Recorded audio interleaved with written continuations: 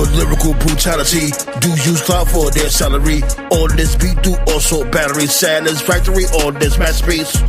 This nigga go hard. In the main event of the card, my inferno leave him charred. Then your fin just like a shark. Gotta live when the pen hit the paper. Unleashing all that data. I major, you're not major. Touch paper like erasers. The villain in the movie, bruise these mookies, that's my duty. Living in a loose sleep, that's my Uzi. Got your floozies and jacuzzis. Don't even step in my warpath. I make you take a gore bath. The mayhem, you don't want that. My ops will be my doormat. Plain and simple, you're not ready. How I know your palms are sweaty. You are nervous and your worthless voices kick. You serve no purpose. I am lit, you are whack. All your tracks is ass crack. Wrap it up, take it back. You are done, take a nap. There's the weak, there's the strong. If you weak, we can't get along. You will fail, might as well submit. Better make way, other juggernaut, bitch. There's the weak, there's the strong. If you weak, we can't get along. You will fail, might as well submit. Better make way, other juggernaut, bitch. I just grabbed him, can't get away. Now he wish he had a better day. Now you hear you all my prey. Stop stealing from proteges. Want the fade really quick. Better quit the foolishness. Ignorance is always bliss. When you're clueless, I am pissed. Laughing in the face of fear. Danger in the atmosphere. For my victims well aware. Ain't no fucking joking here. Feel the rush, it makes me smash. When I'm smoking on that gas. Your chick I'm not really liking. Psycho crush that bitch like bison. Poppity pop pop. I'm a titan.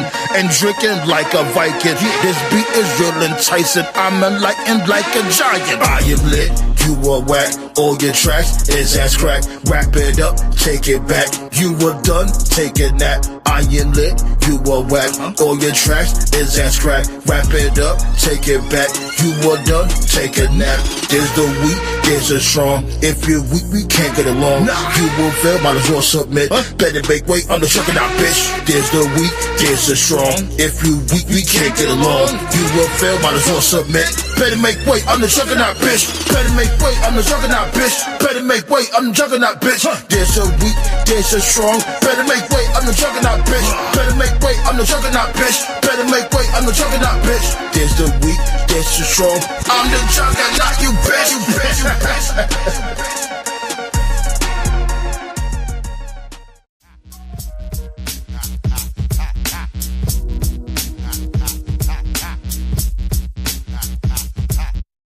I'm from the back block, it's hotter than the matchbox. Put scammies off of laptops, for rackies till my shit pop. Don't treat it like a pit stop or you might get your shit rocked. The flies where they kick rock, so nigga watch your snot box. The dine is always tip top, just blame it on pure hip hop. My niggas know I've been hot. I used to hit the hood and pray for knots, then hit the block with blueprint in the speaker box. I know it's cold, but the block's hot, and dirty waters like the copper, will it ever stop? This fly city state of mind, while a nigga only grind, cause I saw my nigga shine, but then he caught a 3 to 9.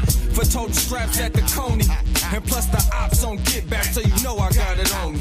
Fuckin' with my block, this shit gets dangerous. Fuckin' with my block, these clowns don't hang with us. Fuckin' with my block, we stay on duty.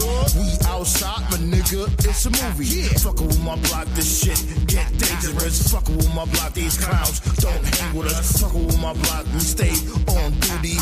We outside, my nigga, it's a movie. I'm from the block with niggas chase figures. We Mr. Homies is dead, we pour liquor.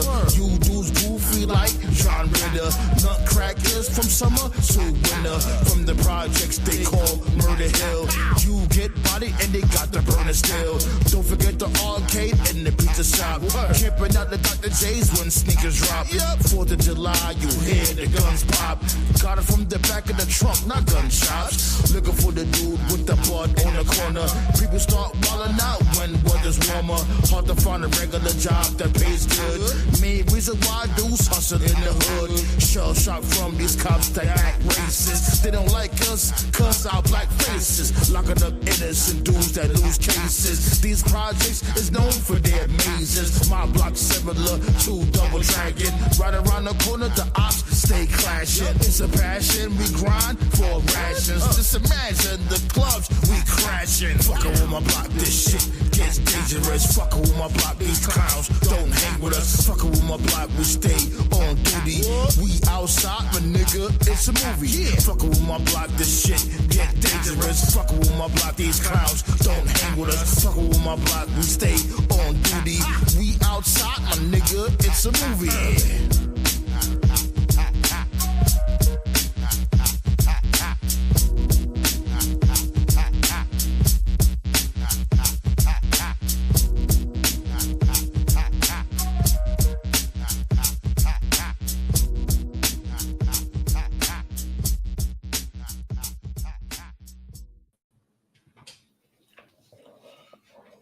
One, two. How I'm sounding, B? What it do, though?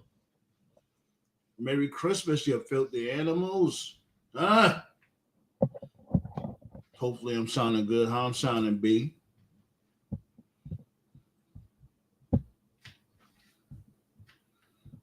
Henny God, what it do, though? Ballet. You know what I'm saying? Appreciate y'all for pulling up. Black Star, you know the vibes. Blaze. Happy holidays to all of y'all. Definitely appreciate the love for y'all pulling up. I'm not going to hold you. I've been, sipping a little bit. You know what I'm saying? Got my eggnog on deck. So, and I've been ripping and running around all day. Taking care of this, taking care of that. Oh, Juggernaut, my upcoming album, B. It's on its way, B. It's on its way. Fair warning, like, it's just gonna drop. You know what I'm saying? On some Beyonce shit. I'm just gonna hit you with it, like, hold that.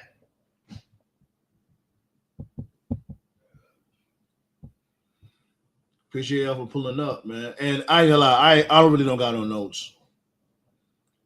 Nothing much really happened. And I expected this when it's the end of December or the month of December. You know what I'm saying? Ain't nothing really going on when it comes to wrestling. Some things here and there. The main thing I want to talk about is Blackplex City. Blackplex City, B. That's my nickname for Shelton Benjamin. These past couple of months, he's been getting himself over organically, and I love that for him. He deserves that shit like a motherfucker. I'm not even going to hold you.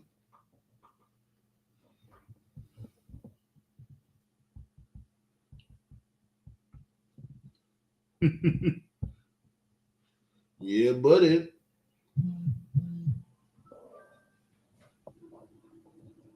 Hit that thumbs up, though, B. You know how we give it up. Peace to you too, Ballet. Ballet with the blick on the hip. You know what I'm saying?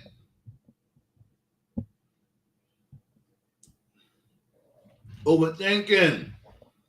Merry Christmas to you all, B. You know what I'm saying? Merry Christmas to you all. Yo, I gotta find that track. We hurt people. We hurt people. Shouts go out to my guy, Westside Gun. Let's drop the link. Let's get straight to it. Let's get straight to it, B.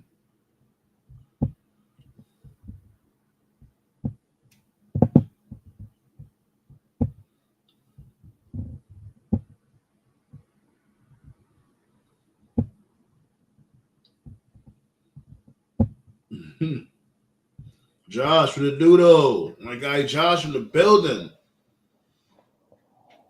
Mary Jane. I'm in love with Mary Jane. She's my main thing. Camera's on today, buddy? Yeah, B, why not?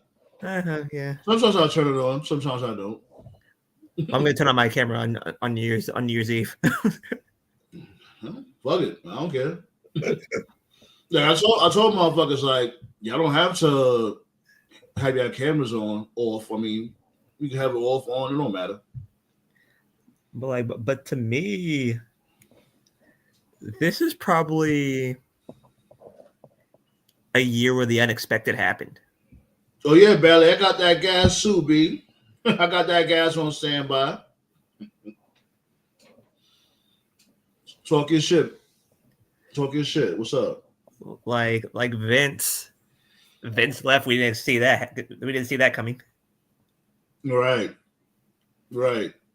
Fucking, we was doing the podcast when we found out Vince was gone. Right.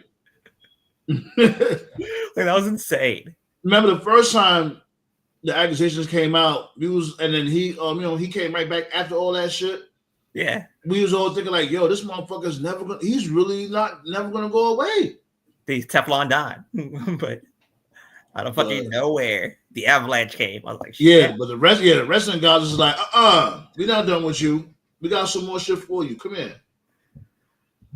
Like, I never thought Mike Tyson would box again. Like, man. I wish he didn't box again. Sure. That shit was ridiculous.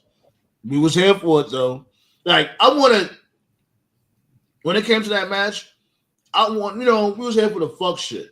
But the shit was boring. We didn't get to watch the match here per se, but I watched it afterwards. First of all, the reason why we didn't watch the shit live, the actual main event, is because the stream was terrible. It was buffering better than I don't know. Yeah, it was buffering better than that hooker on the corner. There you go. Like, but shots go out to Serrano and who she fought, Shorty that she fought. They put on the show. Oh yeah. That women's fight was probably fight of the year. Yeah, like the undercard. Not only are the ladies, the other undercard matches, also the other two killed it. That was actually the night right there. Like what Tyson had going on, walking around, kissing dudes on the cheek, wearing G-strings. Like, fuck out of here, man. Shit was embarrassing. And then, like, I told my brother the other day, I was all like, yo, if I were to tell you that Hunter Hearst Helmsley would be running the WWE right now, if I came back in time, like 1995, and said, that man's going to be running WWE with a curtsy and everything, what would you tell me? Brothers are like, I'll tell you that you're on crack. Especially around that time when he was a grinning snob, you would never think he was going to be running the company. But like when he got when he got real cool with the McMahons or whatever the case may be, I knew it was only a matter of time. True. I already knew, but when he was a grinning snob, hell no. Yeah, he was about to get fired. Yeah, he was. Right, ballet, cheeks out. Remember, he kissed that the reporter or the backstage interviewer, whatever fuck you want to call that dude, kiss him around the cheek. Like, after that segment, they offered him a OnlyFans deal. This dude Tyson, yeah, that's what I heard. Yeah, he didn't take it, right? I don't know. I don't even want to know. I really don't.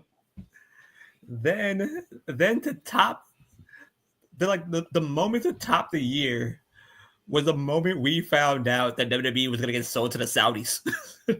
Yo, that was yo. We were saying Great Khali was gonna be the heavyweight champion. We'll say that the new intro to WWE. Ah, la, la. I like that all days off. Santa Claus. I like that. Pretty creative. See, I got the name right here. Bam. See? Sandman. Bam. Like then Punk came back to the WWE. That's another thing we never thought would happen in our wildest dreams. I knew that was going to happen. Remember, I said that. I remember. No. Like at the moment of time when Brawl Out happened, If I he knew. got, No, if he I know. got I fired, like. Okay. I would say this. Before Brawl Out, I figured he was going to be in AEW. Like that's it. That's going to be his new home. But after Brawl Out, I know it's only a matter of time. Like, remember, me and Toph, we butted heads off of that shit. True. And I was telling him like, yo, he's gonna come back to WWE. Like, you think WWE's gonna pass up CM Punk as a free agent? Hell no. But at that time, I was dead shit sure that he was going to, like, if Tony Khan had balls, right, and fired him, he would have retired. There's no way he would have worked with Vince. Yeah, there's no way he would have worked with Vince. No way. But he did fire him. He Eventually. fired Punk. But Triple H became in charge, and Triple H mended the fences. Oh, I know what you mean. Like, okay. Now I get what you mean. Like, if Triple H, if Vince is still around, yeah, he definitely was. Yeah, he would have. Yeah, good point. Like this whole situation, the contract with Fox basically being dead, the attendance going down, the ratings going down. It all started at that point. Right. If he just would have gotten rid of him, we would have had a dead issue. Everything would have been gone right then and there. It's crazy because Punk kept asking to get released. Punk kept saying like, "Yo, just nobody does not want me here. Just let me go." And Tony Khan was just trying to hear that. Now to end the year, Penta is joining WWE. Yeah, WWE's about to be a fucking problem. It's gonna be lit next year. We are trying to guess what his Mania match is. We basically know what his Mania match might be. It's basically down to two people. Either Seth or Roman. No, it's Kofi or Finn. Because he's not facing Roman. Fuck that. CM Punk. CM Punk. No. I talk about Penta. Oh, okay. I'm about to say like what? No, not Punk. Punk is facing Roman. Yeah, it's either gonna be Roman or this dude Seth Rollins. But Penta it's down to Kofi and Finn. Pretty much. Well, why Penta though? Because they're planning, the plan is that they're going to give him the mega push. So he has to have a big name on his record before the push starts. It's still a random name though. It's still that'll be a random match for them to have. Yeah, true. It all depends though on what Penta, who he faces and what he does on Netflix, because we know he's debuting. Because we know he's debuting on Netflix. So pretty much, yeah. So it all depends on what they do, on who they debut him against. Like I said, it's either Finn or Kofi. Those are the only two people that don't have matches. Unless they debut him as a heel, in which case I would say Rey Mysterio. Oh God. Maybe Rey Mysterio could work. Maybe Rey Mysterio versus Penta would be a good match, but yep. But what would be the reason for Penta to get at Rey Mysterio? What, he's trying to break up the LWO? Because Rey's stupid baby face. That's my main thing. Remember, I keep saying that from before. If you're gonna bring somebody into any brand, they gotta have a plan. Don't just have them show up just like that, like boom, pow, surprise. I don't want to fight. Nah.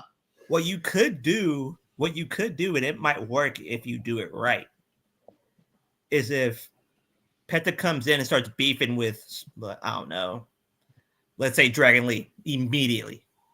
Well, the thing is though, Rey Mysterio, they keep on having Rey confront the New Day, so do you think Do you think Penta gets in his way? Either Penta gets in his way, or they do some shit where he helps him, and then he turns on Ray. That leads into that match. That'll put him in the GOAT of super baby faces. He already is, dude. So what else is new? No, Sting is worse. Not really. I think Rey Mysterio's got one. They're like tied for first place. Yeah, I'll say that. Ric Flair turned on him twice. There's no turning back from that. Bro. Every tag team partner that Ray has had has turned on him. True. Literally every one of them. Eddie, Chavo, they both turn on him. Eddie, Chavo, Carlito, fucking twice. His own son turned on him, Dominic. Mm-hmm. Yep. I'm like, it don't get no worse than that. Your own son turning on you. But not worse than Sting? Not worse than Sting and Angle? Not worse than Sting and Angle. Sting and Ric Flair? He turned on him twice. He joined the Four Horsemen. He didn't want to give up his title shot to Flair. Flair whooped his ass. If you screw me in the slightest way, I'll leave you for dead. Dead. Then he comes back. Ric Flair acts like a lame ass babyface, knowing what's going to happen to you. I think the dumbest one. I think perhaps that was one that would tie was when he trusted Bully Ray. Oh yeah, that was a good one. Dear God, what were you thinking? Bully Ray. You were supposed to be my friend. Oh yeah, Batista turned on him too. Yeah, we said that. Yeah, that's what we said. Yeah. He was like, you know what? All jokes aside, I'm about to tear your head off. And Ray is still just standing there staring at him. He's just standing there like, bro, he literally told you what was gonna happen, and you, oh my God. And then went out and did it. What do you mean? Rey Mysterio is a fucking idiot. God. Dear God, man. But if Penta turns it up, that'll cinch it. Oh man. It was good though, Tove. So this dude Blaze said, plot twist. Dirty Dom calls Penta to be his bodyguard. That might happen. That's a possibility. That would be if that happens, then Dom has to leave. You got to leave Judgment Day for that to happen. See, exactly. Wait, hold on. It would have made sense if that would have happened on Monday. Because remember, Dom was saying like, "Yo, I got a plan." Now, if remember he was fighting this dude, Damian Priest. Now again. Yeah, I know. But that's what I'm saying. It would have worked if he would have showed up on Monday. Not Monday, because it was a tape episode, I think. It was a tape episode, right? You know what I mean? Right. Yeah. Like a tape episode, yeah. Now, Penta would have showed up and beat up Damian Priest to help out this dude, Dom. It would have made sense. Yeah. No. What that reminds me of is all like I think Gates just got shot again. But you know what? If they do have Penta be Dom's bodyguard, he would have to leave Judgment Day. Like there would have to be a part where set up his own faction because it could be he can get over on his own. Dom and Liv. It could just be Dom and Liv together. Right. That's what I'm about to say. Like he don't need a whole faction. It could just be him. It could be him and Shorty. That's it. Him and Liv. He could have Liv Morgan. I mean, they've been teasing tension between Finn Balor and them, so that could be the payoff right there. Know how that might work? Know how that might work though, if you think about it? Because Liv has Raquel Rodriguez Gonzalez Santiago Rodriguez on her side. Wouldn't Dom need protection? Well, Raquel is supposed to be Liv's bodyguard. So I know what Black Saw is saying. I know what he means. Oh, They can't. Like him and Liv can't be by themselves because this dude, this dude Dom isn't considered a dominant person by himself. right. Like that might work. Like if, like let's say Dom turns on Finn, right? And then this eggnog busting though. I like this. Nice. Like I said, like Dom turns on Finn, right? And then Finn's about to whoop Dom's ass, and all of a sudden Penta comes in, starts whooping his ass. Well, they got one more week to figure out how they're going to debut him. So that ain't happening. Like everything's in autopilot right now. He sold his mask already. Like shit is gonna pop off starting in January. That's when shit's gonna start popping off. It's like Penta's getting a new mask. Well, yeah. Well, we know that, but the thing is how. But again, the question is, how are they going to debut him, and who is he going to fight against? That's the question. That's the question of the day. Yeah, that's what I'm saying. It has to make sense. This dude, this is the first time ever coming to WWE. And it also, has to make sense. And also, they didn't show his face either. So most fans don't even know what's going to happen. What he could do is that they could do what they did with Mankind with Penta. Have him face an idiot, whoop his ass, and then have his first storyline. Squash match? Yeah, and then have his first storyline later on that night. I ain't gonna lie, I'm not mad at that. Let him have a squash match, but then let him figure it out from there. Like have him face Tozawa. Tozawa needs an ass whooping anyways. Have him face Tozawa. I like Tozawa. He cool. I mean, I wouldn't be mad at it. But again, you're right. It does have to make sense. So we'll see what happens. Word. And then Starks might debut come March or April. Yeah, which one of y'all said he got released out of his contract? He's still there. TKO said that. Yeah, he's still in AEW. He ain't get released yet. I thought, yeah, I said I don't know what his contract situation is like. I don't know. You said that in the chat. You actually said that in the chat like a few shows ago. Oh, my bad. Because I thought he did. That's my fault. Yeah, we gotta be punctual. We gotta be on point. You know what I'm saying? Because people come to us for the scoop. I usually am, but shit don't get debunked until like. But yeah, I don't know what this contract situation is. Is he gonna get released or? It's like just release him. I don't get what the fuck is Tony Khan doing. Let him go. Either use him or let him go. He's being a dickhead right now. Period. He's being a dick. Right, man. Like the gift lives on forever. Honestly, I was shocked. That Athena didn't drop the belt yet. Like, me too. I really thought they were gonna, because they built up that story so good between her and Billy Starks. I thought the writing was there, but I don't know. I'm happy because the gift lives on.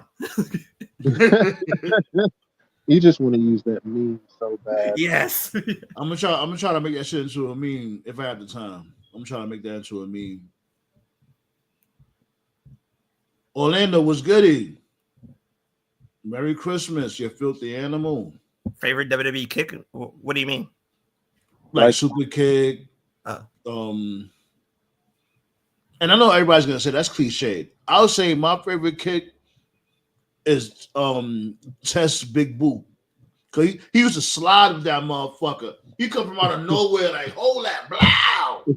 Now better than a Claymore? The best big boot in the business is Test. Yeah, that sliding big boot. Test big boot crawled so Drew's Claymore could walk.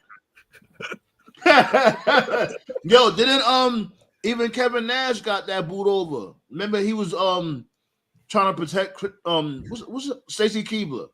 I was about to say Trish Stratus. He was trying to protect Stacy Keibler and they had a match. Yeah. and he packed him up with that boot. Yeah. There's some big boots that stand the test of time. Test big boots stands the test of time. Yeah. But it's not better than Claymore though. That Claymore is something vicious. Speaking of Claymore, that's a good one. Hold on, Blaze got a good one. Gunther's drop kick, that shotgun drop kick, yeah. Oh, the shotgun drop kick, yeah. Yeah. That shotgun drop kick's nasty. Good one. Yeah. Josh agrees too. He liked to test big boot. No, did he? No, did he? Speaking of Claymores, Sami Zayn loved eating Claymores, don't he? Jesus. I mean, good Lord, 10 losses to McIntyre straight. Jesus. The best one was when he gave Jimmy. Jesus Christ. Yeah, that was lovely. That was chef's kiss. How we caught Jimmy with that Claymore. The funniest part was that, like, you didn't expect it. The Seth Rollins into Gary, really? What? I guess. Talking about the one in the corner. You probably the only one. I think he means that. I think he means that kick that he does that looks like a Pele. But yeah, that's what he means. It's pretty awkward. Pele is good too. That's your favorite kick? The Pele, that's good.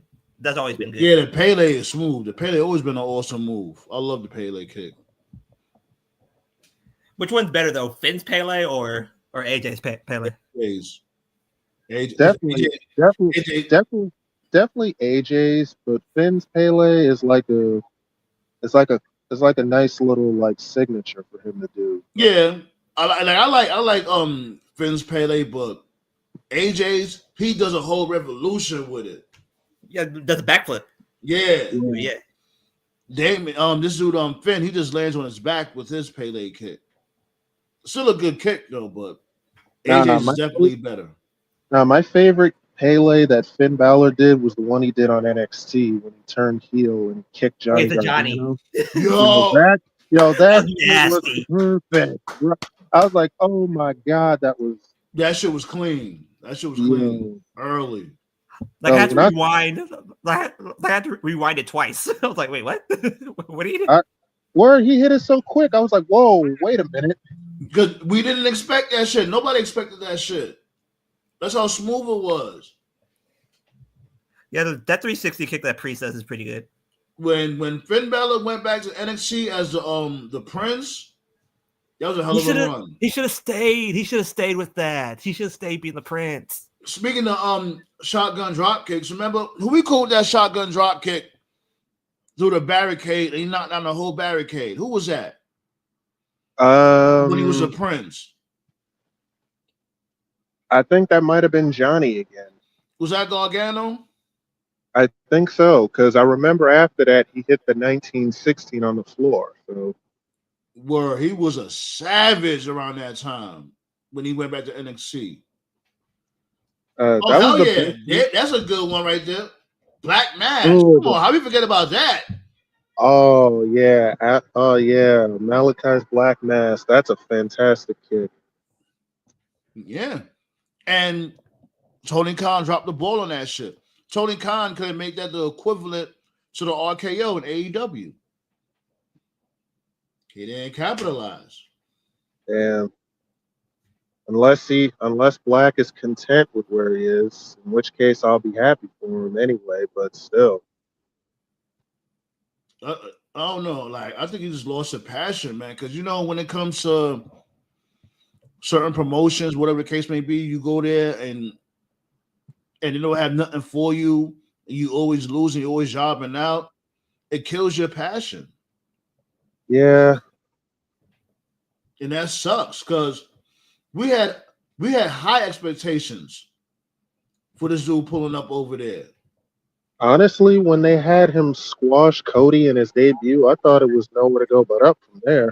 Yeah, and what did Cody do? He was like, "Oh yeah, I let you win. Now it's time for me to fucking pack you up." Now that Black Mask to Cody was something nasty. Yeah. And they did it so well, just that it's just that the broadcast fucked it up so severely. What else is new? Like, I need to watch that again. Like, that's the second year AEW, the third year AEW. Which year was that? I think it was the second. Second year. Like, because like Max has every single Dynamite and every single AEW pay-per-view after the pay-per-view airs. So I need to watch that night to see how badly they fucked it up. Because they fucked it up kind of badly.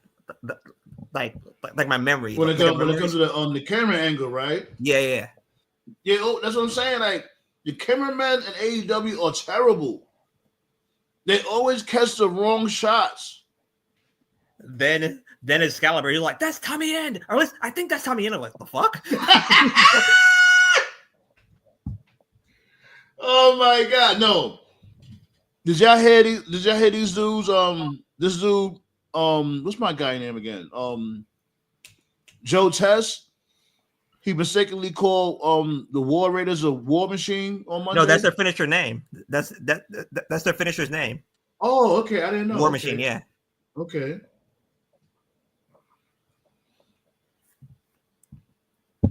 That's that springboard clothesline. Yeah. Yeah, that's what they call it. They call it War Machine. Okay. They always called it that? Huh? Did they always call it that? No, they just came out with that. I'm about to say that. With that finisher. Yeah. Yeah, that's Mrs. Sandman. She playing Grand Theft right now, so she pumped. Wow. GTA 6 is gonna cost so many. Yo, B, forget about it. Oh dear. When that shit drop, I'm locked in. We locked in. Forget about it. I have COVID 24. Dead ass though. I'm like, well, I'll see you later. I'm taking PTO for that shit. What's happening to the show? I'm on the 5th mission. No show tonight. Hey, I'll take notes and I'll be back. Fuck that. You can be hearing Sandman pressing buttons in the background. Like, I'll do the show. I had the show playing in the background while y'all talk. They really made a triple threat for the NXT title between these dudes. What? Who that Eddie Thorpe dude? He fucking sucks. Yes. Eddie Thorpe, Oba, and Shrek. My man Toph. Bad Santa. Toph? Hey, Bad Santa, that's a good one. That's me.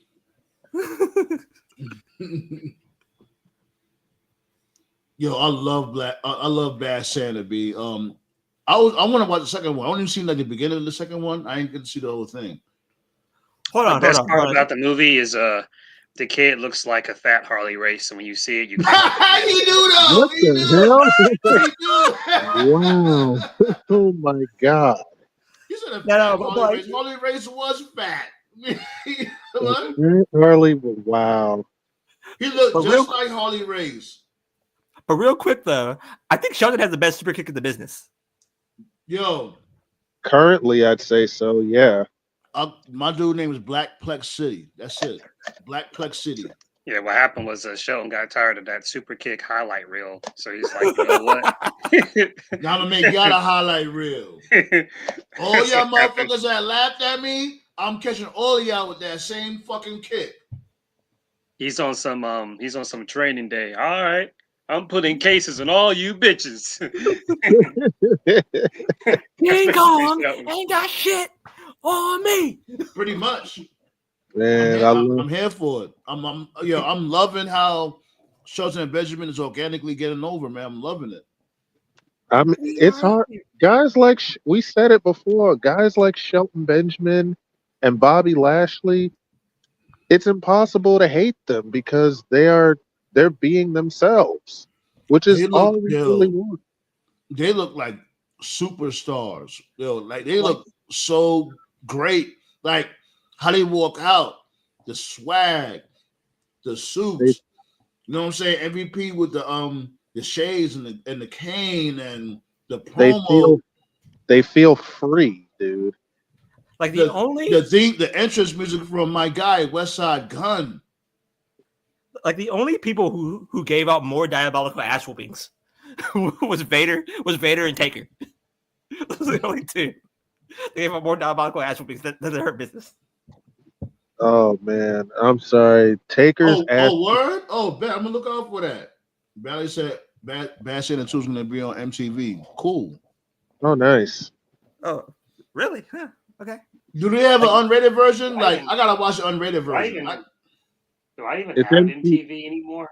I gotta check. I ain't gonna lie, I haven't watched MTV in years either. Wait, now it's just ridiculousness on a marathon. I'm telling you. With that bitch, what's her name again? What's shorty? Chanel West Coast. Who gives a fuck? That annoying ass lab. I saw a video on that. I saw a video on that like about 2 years ago. That dude bought off like a bunch of stocks from MTV so that his show could just air reruns. He basically turned MTV into like a money scheme. That's what he did, basically. Yeah, because he gets revenue off that. Yeah, Rob Dyrdek, yeah. Chanel West Coast ain't even on the show no more, so she should continue to do the show because she can't rap for shit. She's not on the show no more. I don't know what happened. I heard her and Dyrdek had a falling out or something. I don't know if that's true. Should have OnlyFans. Hey, did you guys see Swerve's newest video? It looked kind of like yours, TKO. Yo, I thought the same thing though. Chill. Yeah. Yo, Toe, I'm tired of you. Wait, which video? He released it. Yeah, it's new video. Yeah, I saw it yesterday. Yeah, I got a notification on it yesterday, and I watched it, and I'm being serious. I thought it was you, TK. I thought it was you, but I was like, wait, that's not TK. I'm like, that's Swerve. You know how it was like. What video was that? The video you came out before the latest one you came out with. My fire video. Yeah, bingo. Yeah, check that shit out, TKO. It looks just like your shit. Dead ass. I'm not joking, for real. Oh wait, Becky Lynch is on Jeopardy with Macaulay Culkin. The fuck's going on? What? It's so weird. That shit is random as hell. Becky Lynch and Macaulay Culkin. That shit is mad. That shit is hella random. But real quick, moment of silence to Ricochet's career. What are you talking about? He's over. What they did to that poor man. He's over in the wrong way. What they did to that poor man on Wednesday. Hey man, he got toilet paper thrown at him. It's working, bro. Come on now. Bobby Lashley straight up deboed him. Nah, man, it's working, bro. He's getting over. Don't you see that? You know where you got that laugh from, right? I know it's annoying. I know. Huh? I know. It's annoying though. Who you got it from? Didn't he get it like from one of those rapper dudes? That's like caw at the end of his videos. No, not caw. Oh, it's from Jada. Jada knows how to do this shit better than everybody. Jada Kiss. Oh, okay. That's where he got it from. But it's like, my dude, you sound like a fucking chicken. Like he basically, like Bobby Lashley basically picked up Ricochet and said, "What chain?" Oh no, he picked him up and said, "Where's your wife?" TKO? You see it? Oh, okay. His video is called Ghost. I see it now. Yeah, he shot in the same space that I shot in. Yeah, you see the similarities. Yeah, it's the location he shot at. Yeah, he shot in the same location as my fire video. Nice. Cool. You niggas be watching us, be they lurking. They watching. The song is hot, and the song is hot too. Nah, Swerve be having some shit. Yeah. Him and R-Truth. They both be having some shit. Okay, Swerve, I see you. But you could. Yeah, I remember that. Merry time. Christmas, Virgo, babe. Virgo, babe. What up, Virgo? Yeah, that's my earliest memory of Truth was he was in his car and he did that TNA rap back in the day. I remember that. He's still got. He had the same gimmick for years. So you need to release that Cena shit. He's been sitting on it for like a decade now. He's gonna keep that shit locked until like he's dead or something. He has a Cena song. I remember he did a song with Cena. What happened was Cena was gonna turn in 2012, and he was gonna turn. And remember they were doing that whole embrace the hate thing. Remember they mainstreamed it and all that. Yeah. Him and Truth. Snoop Dogg took the story. It was Truth, Cena, and Snoop, and they was in the studio for like 2-3 days straight. Yeah, just working on the new theme song. They had everything planned. Don't sleep on Cena. Cena be having some balls. Don't sleep on him. Yeah, they was in the studio for like 2-3 days, and they had the whole thing planned out. And then Vince just got cold feet at the last minute. And he was like, "Nah." So did they Trips would have pulled the trigger? Triple H? Back then, yeah, but now, no. Yeah. He wouldn't have pulled back then. He wouldn't have pulled the trigger then. Like Triple H don't like hip hop at all. Oh yeah, you're right. He really like it's crazy. HBK likes hip hop though. I talk jive. Watch out, I talk jive. It's crazy. He doesn't like hip hop. It's crazy, but they made a whole hip hop album to WWE. That's wild to me. Remember, I was also saying from before, like Triple H's been on the road with the black culture for decades, and he still doesn't know shit about it. No. HBK and Brett, they niggas. They definitely are. But Brett knew what was up, man. When he saw Salt and Pepper, he was like, "I gotta give me one of these, bro." They was playing that dude nipples. They was like, "Yeah, Brett, yeah." Playing with that dude nipples. Oh man. So how was y'all? What y'all got plans for Christmas? What's y'all plans for Christmas? My brother got engaged. Oh, congrats! Nice. He was to his girlfriend there right now. They're in Nashville chilling. Nice. But they're supposed to come down. I think either today or tomorrow. Okay. What about y'all, gentlemen? I got my aunts pulled up on me from Dallas, so I've been hanging out with them really. Okay. That's what's up, man.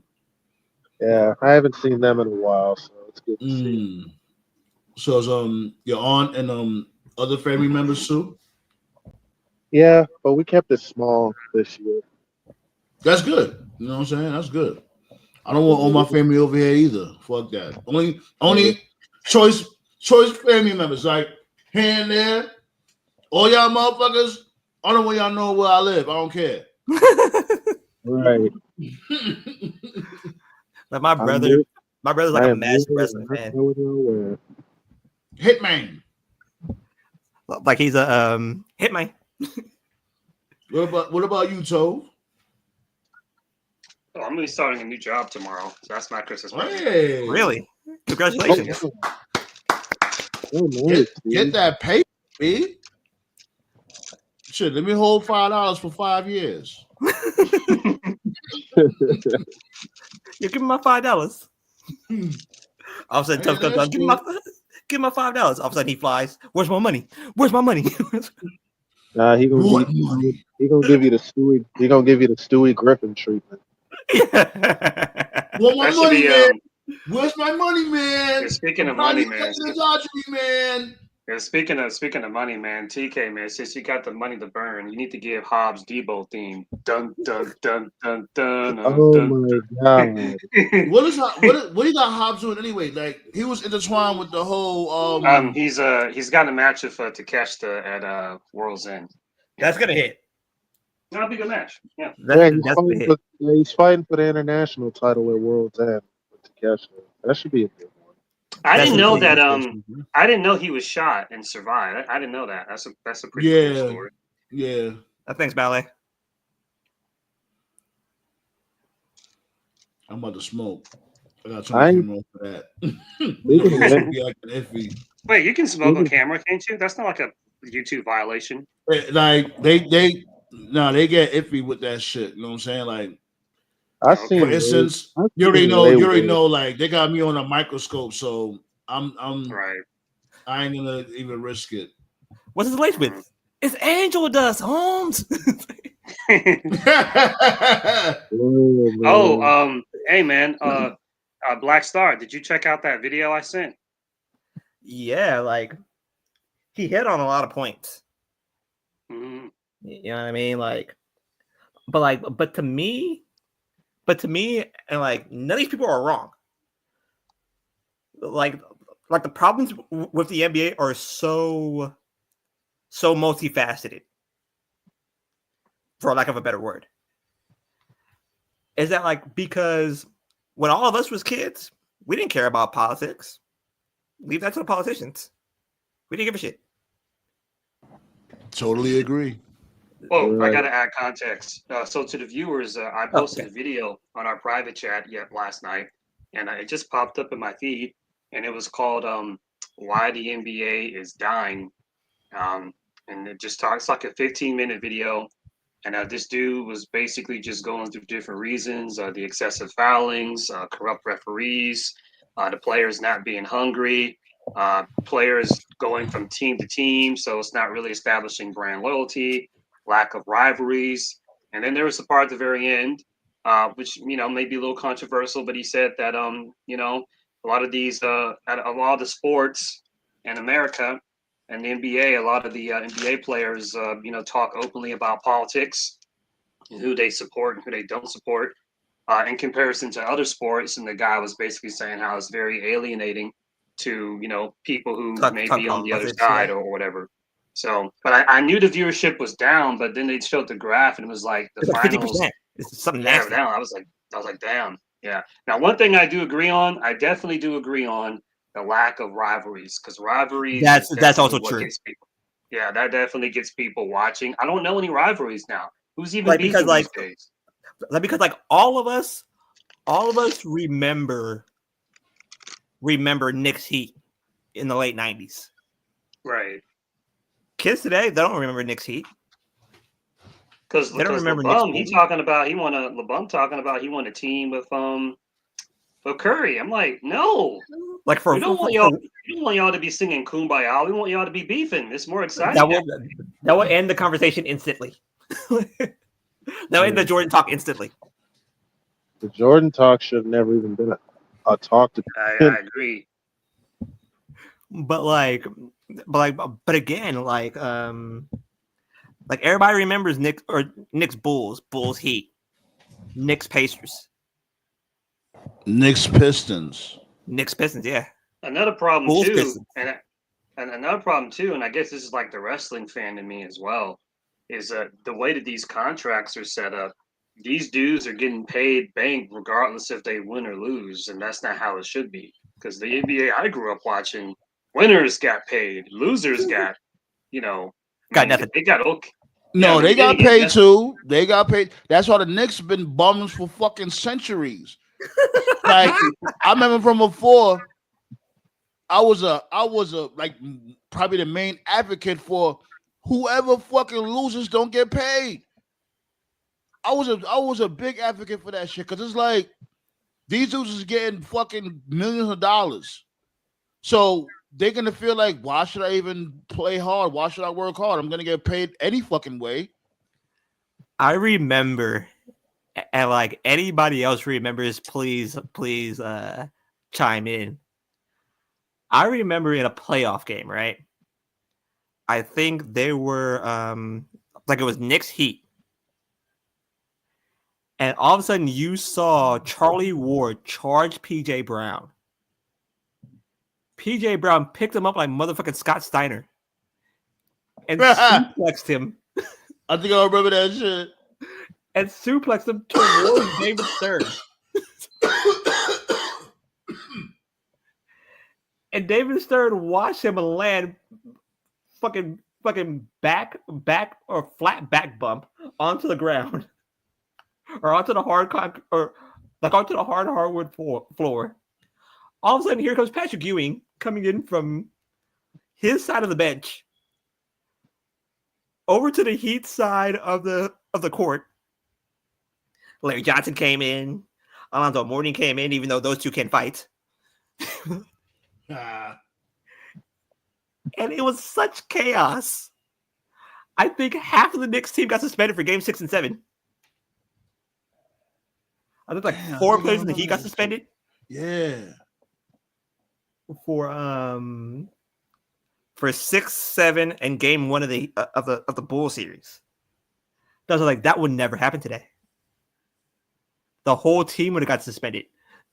Game 6 would have been canceled if that happened today. The other thing, going back to that article, not the article, the video, I should say.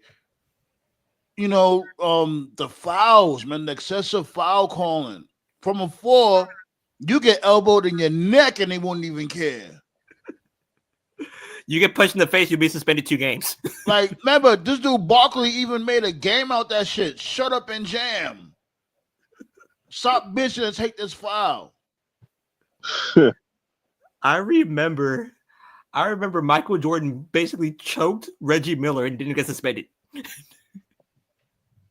Michael Jordan was a savage. Be like, people saying like, oh, he was only good at ball. Nah, B. He was probably the best trash talker I've ever seen in my life. Yeah. He'd make you want to fight him. But Michael Jordan. I agree with the guy in the video where he was talking about, drama creates interest. It creates ratings. There's no drama. And I think the reason why the referees are so whistle heavy is like, to this day, they're still fucking shook and they got PTSD over Malice in the Palace. They're still shook over that shit. That's what I think. I'm telling you, B. I remember when Jermaine O'Neal charged from the stands, and this poor Pistons fan ate every single bit of that punch. Oh, this is a good segue too. To any listeners that have ever wondered, where do I get the dude from?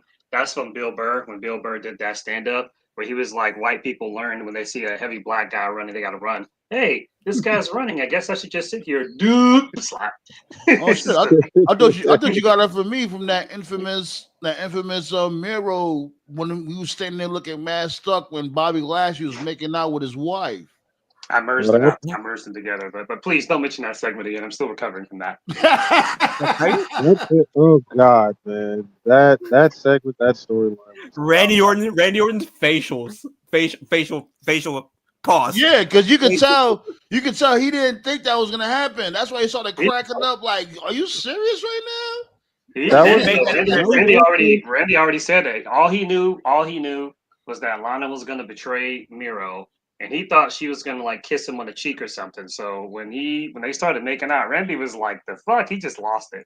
If you want to see another good one of Randy losing it, that one promo where I forgot. I think Brian was champion or something. It was like Brian, Hardy, Ali, whatever. And then Joe came out, and then Jeff Hardy started talking, and Joe was like, "Be quiet." Oh, he said, "Shut up, shut up when I'm sharing with the group." Right. Yeah. Randy had to like dip the down. He turned his face from the camera. That's how bad he was laughing. Let me read what All Days Off said. He said, "Damn, I just turned to ABC, and they are showing the episode where Becky Lynch ended Jeopardy with one of the worst scores ever. Macaulay Culkin is on it too." Yeah, Toph has mentioned that earlier in the show. That's just so random. What team? Like, how? Wow. Jeopardy don't have like a holiday episode or something. I don't know. The best Joe moment was, "Hey, Wendy." So Becky Lynch was there to promote Raw going to Netflix. I think so. No, like it was a recorded episode. I think it was like over the summer. Solar Monster had the most random prediction. A lot of podcasters do this. At the end of the year, they do predict. Well, first of all, podcasters do this thing where at the beginning of the year they make predictions on what they think is going to happen, and then at the very end of that same year they go over what they got right and what they got wrong, and then at the very end of that they then make predictions on the next year. So the most random prediction that Solar Monster has is he predicts Samoa Joe to go back be down to with the bloodline. Yeah, I was like, that's the most random prediction I've ever heard. And I normally fuck with Salamanca, but with that one, I'm like, if you don't get your goofy ass on, like I don't you're see trying that to at pack all. them up. Samoa that at Joe all. joining the blood. What the hell? Yeah, I didn't know. Like, why I would he didn't know go where that back came to a from company? either. Why would he go back to a company that fired him like what, twice? Why At would he this want to point, go back to a company that wouldn't even let him wrestle? And right? remember, Lydon said he was injured, and he wasn't even injured. Yeah, like I'm telling you, that's like the most like random prediction I've ever heard him say, and I usually agree with him like 99% of the time. Because when he said that, I was like, wait, well, I have to rewind it to make sure I heard that right. Yo, dead ass, I didn't say.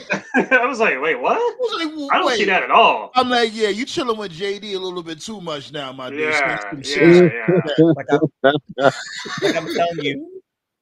Like I'm telling you, Nick Khan probably walks up to Joe and say, "Did I fire you already?" Like, yeah.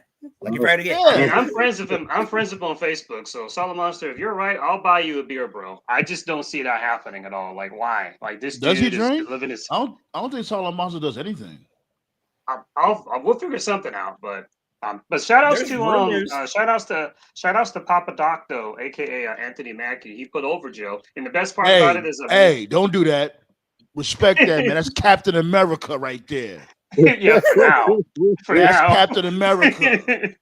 But anyway, he put over Joe for the metal. What was it?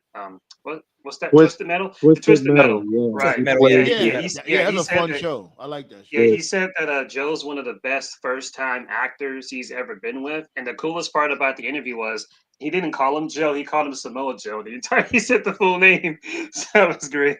Clapping America. Just like Brett. You know what, Samoa Joe?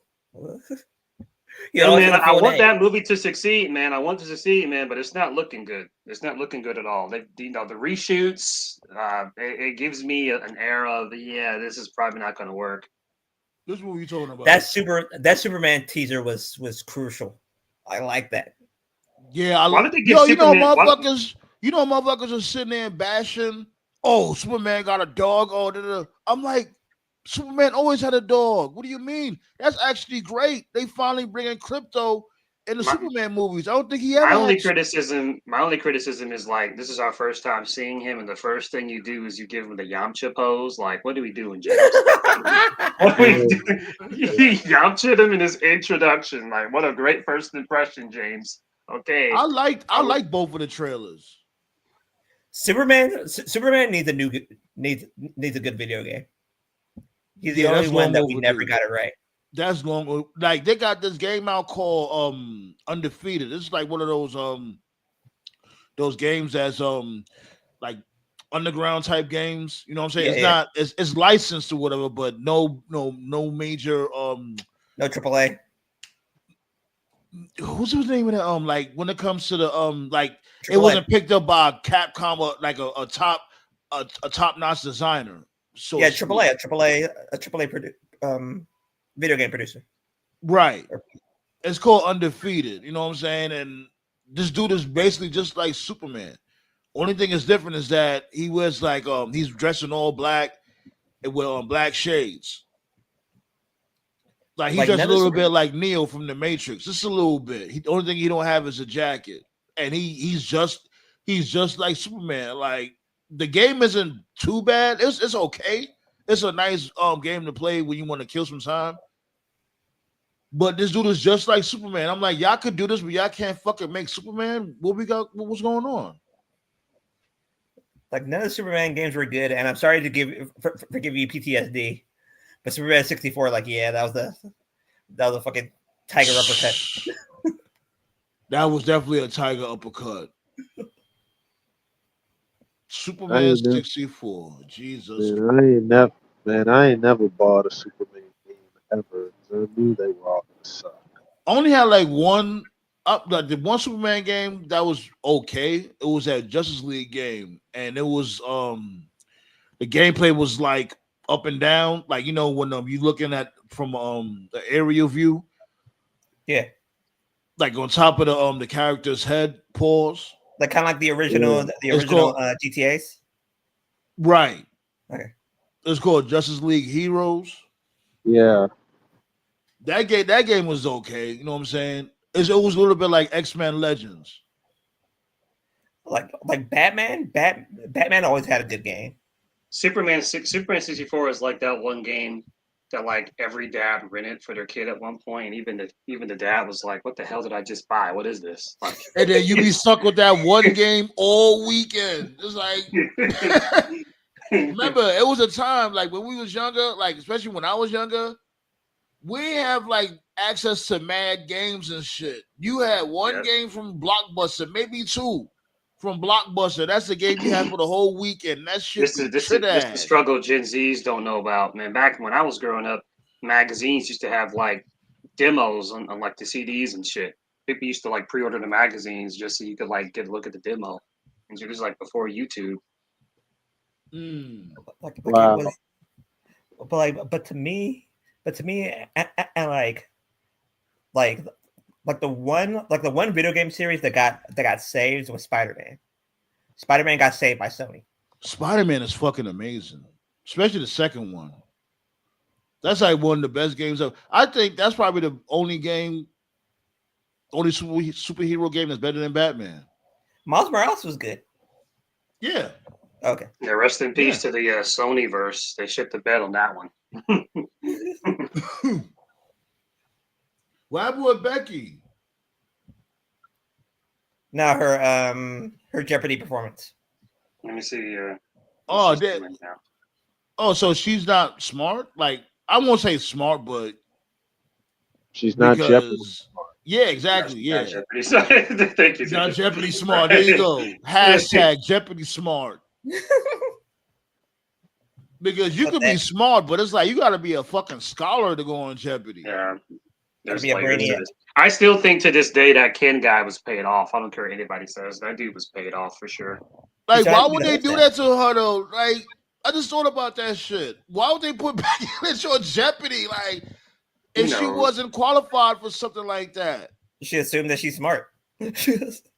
Like, we never thought Becky was smart, ever. Nope. Not at all.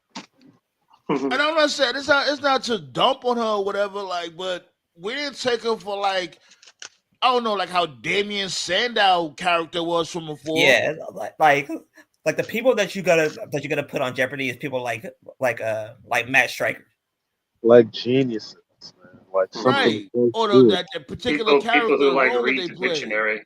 People who like read the dictionary for fun. That kind of smart. Right. Yeah. Right. See, like when they be on Family Feud, like when WWE be on Family Feud, then you know what I'm saying, it's more fair game. They actually did a Family Feud WWE edition. They did a lot of episodes. They always go on Family Feud. Yeah. That's why you gotta be careful. You gotta be careful like with who you put in your friend circle, because your friends be supportive and they be lying out their ass. They be saying shit to make you feel good. Make you feel like you smarter than you actually are. That's probably what happened. I bet that's how she got on there. Probably. I heard that Bianca was. You know what? All Days Off is right. Hold on. Let me read what All Days Off has said. Good point. I remember that when Kane was on the weakest link. Yeah. He's a politician. Yeah, you gotta be smart to be a politician. Yeah, exactly. And speaking, well, not really, but speaking of, like this dude, Ricky Soggs, if y'all seen this dude interview, he said Kane, He's smart. No, he is, but he said that Kane actually is very fluent in Spanish. What? I believe it. He actually confirmed that. Yeah, like Kane, he said Kane grew up in Spain. Like he talks Spanish very well. A lot of people really, really doubted Kane's intellect for years. Mm-hmm. I heard like Bianca. How he had figured out, this they had a dark match, and Kane approached him backstage and started talking to Ricky Soggs in Spanish. So Ricky Soggs looked at him like, "The fuck?"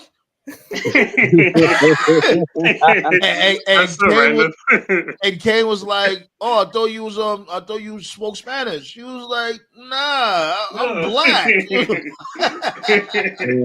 Because I guess the booker, whoever the booker was at that particular event, he thought was Dominican. Kane, yeah, that's what he probably told Kane. He does have that look. Okay, let me see what Becky's score is.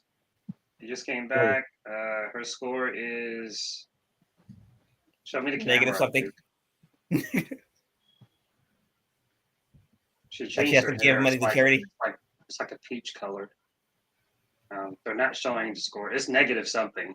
Usually, I thought how it worked was that if your score is too low, they just kicked you off. Isn't that how it would normally go? Really? Yeah. She said, "Wow, okay."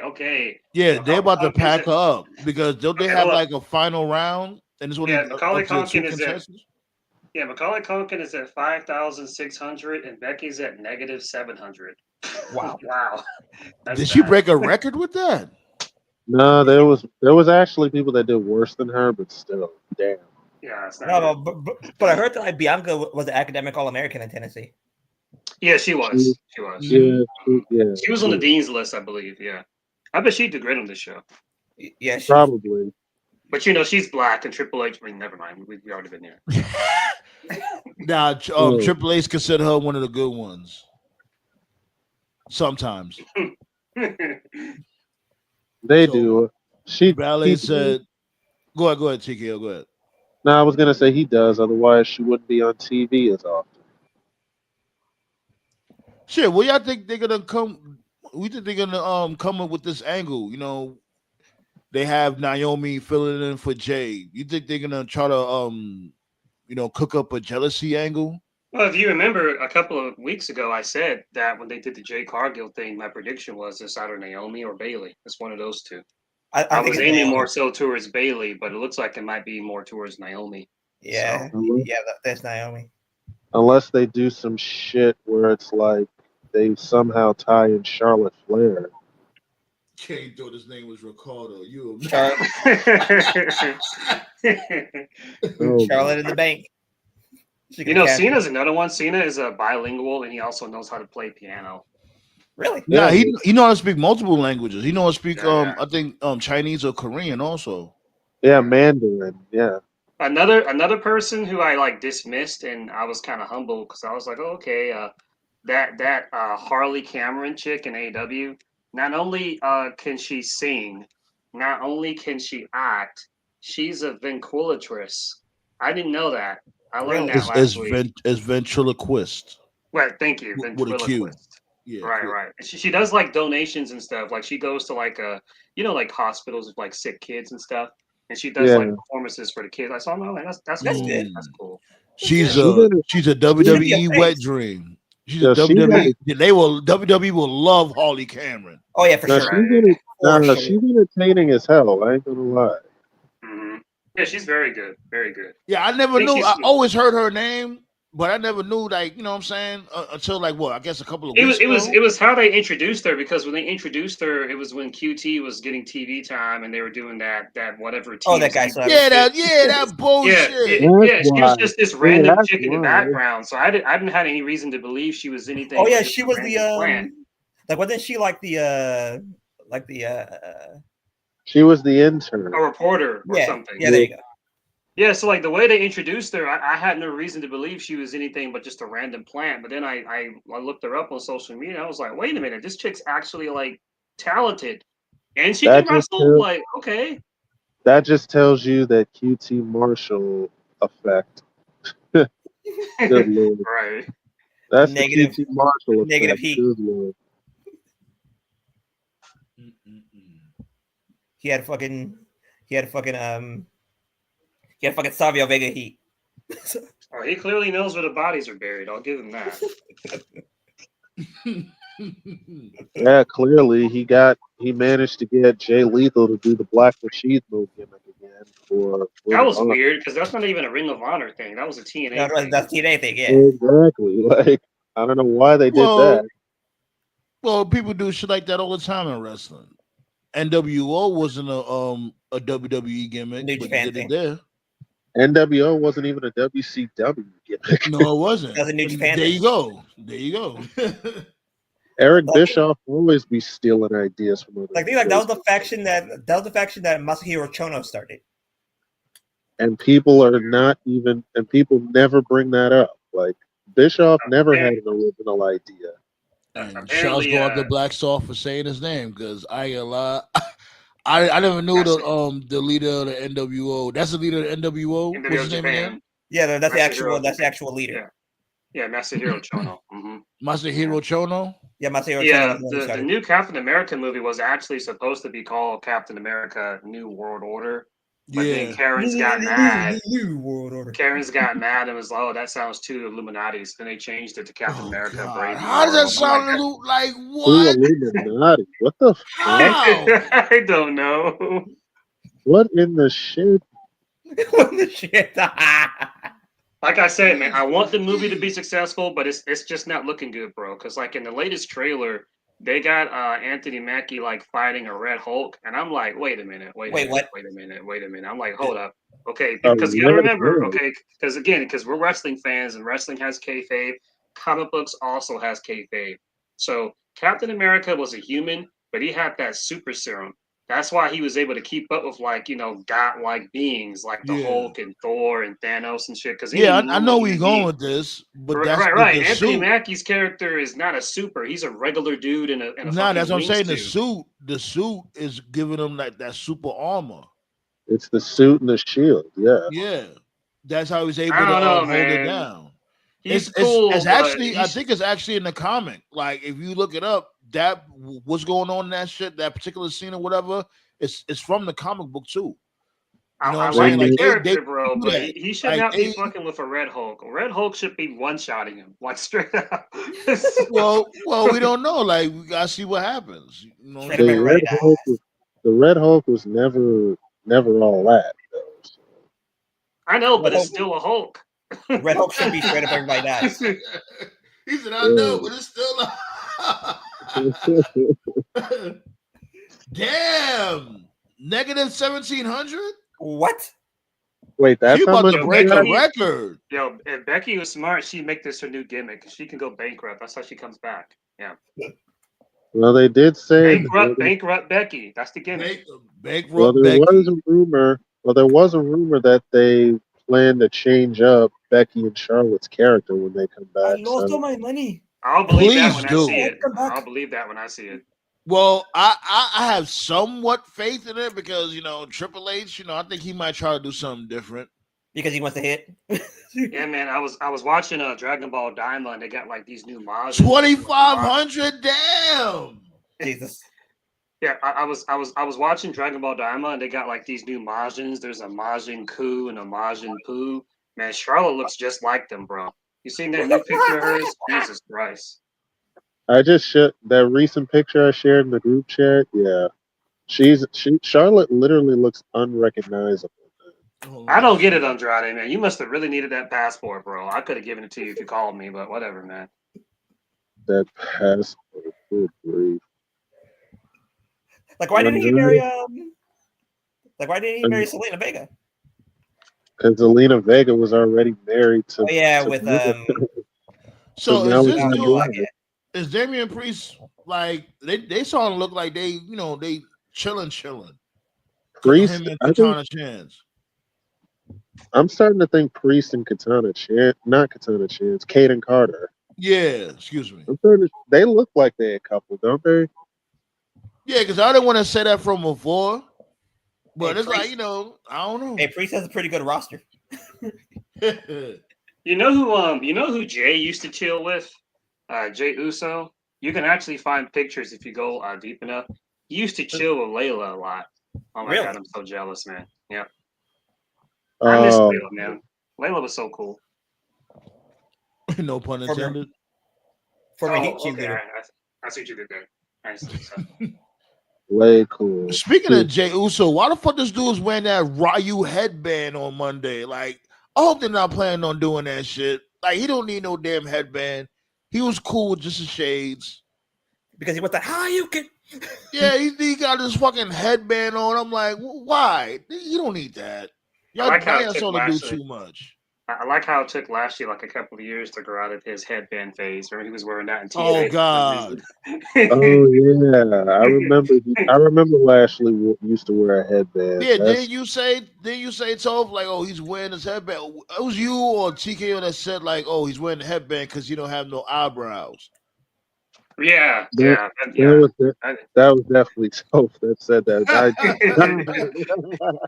I would notice that shit. I got OCD, so the person who I think probably damaged himself the most this year was probably Moose when that picture came out with Tessa Blanchard. Oh, that was a recent picture he posted with Tessa. Man, like I said, I like Moose, but yeah, he can hold his L. Yeah. So speaking of Moose, I'm over TNA as a whole period. Like TNA, I'm just bro, they're about to retire the X Division title. Yeah. Like Moose is about to retire. Yeah, that's smart, TNA. It's bad enough you brought back Tessa Blanchard. Now you're gonna retire the very division that put y'all on the map. Jesus. And before that, they basically buried Joe Hendry. Can I go there with that? Oh, speaking of that, that's a good segue. Black to the Solomon shit. I was getting there. Yeah. So basically, what Solomon said was he was predicting this dude pull up at the Royal Rumble with the TNA belt and saying like, oh, that's probably the reason why they didn't put the belt on him at what was that, Bound for Glory? Yeah, Bound for Glory. Yeah. And I'm like, well, even he was saying the same thing I was saying. Like, it's too late. Like, it took you long enough, and then you know what I'm saying, have him pull up. Now, granted, like the shit might be pretty cool. I ain't gonna lie. Like Joe Hendry pulling up with the TNA belt at Royal Rumble, cool. Like it would have been okay, but the damage is already done. Nah, but the problem is that do you actually trust TNA for Joe Hendry to keep the title from October to February? No, I don't even give a fuck about them anymore, to tell you the truth. Then that's the reason why. They pissed me off way too many times. Well, they about to.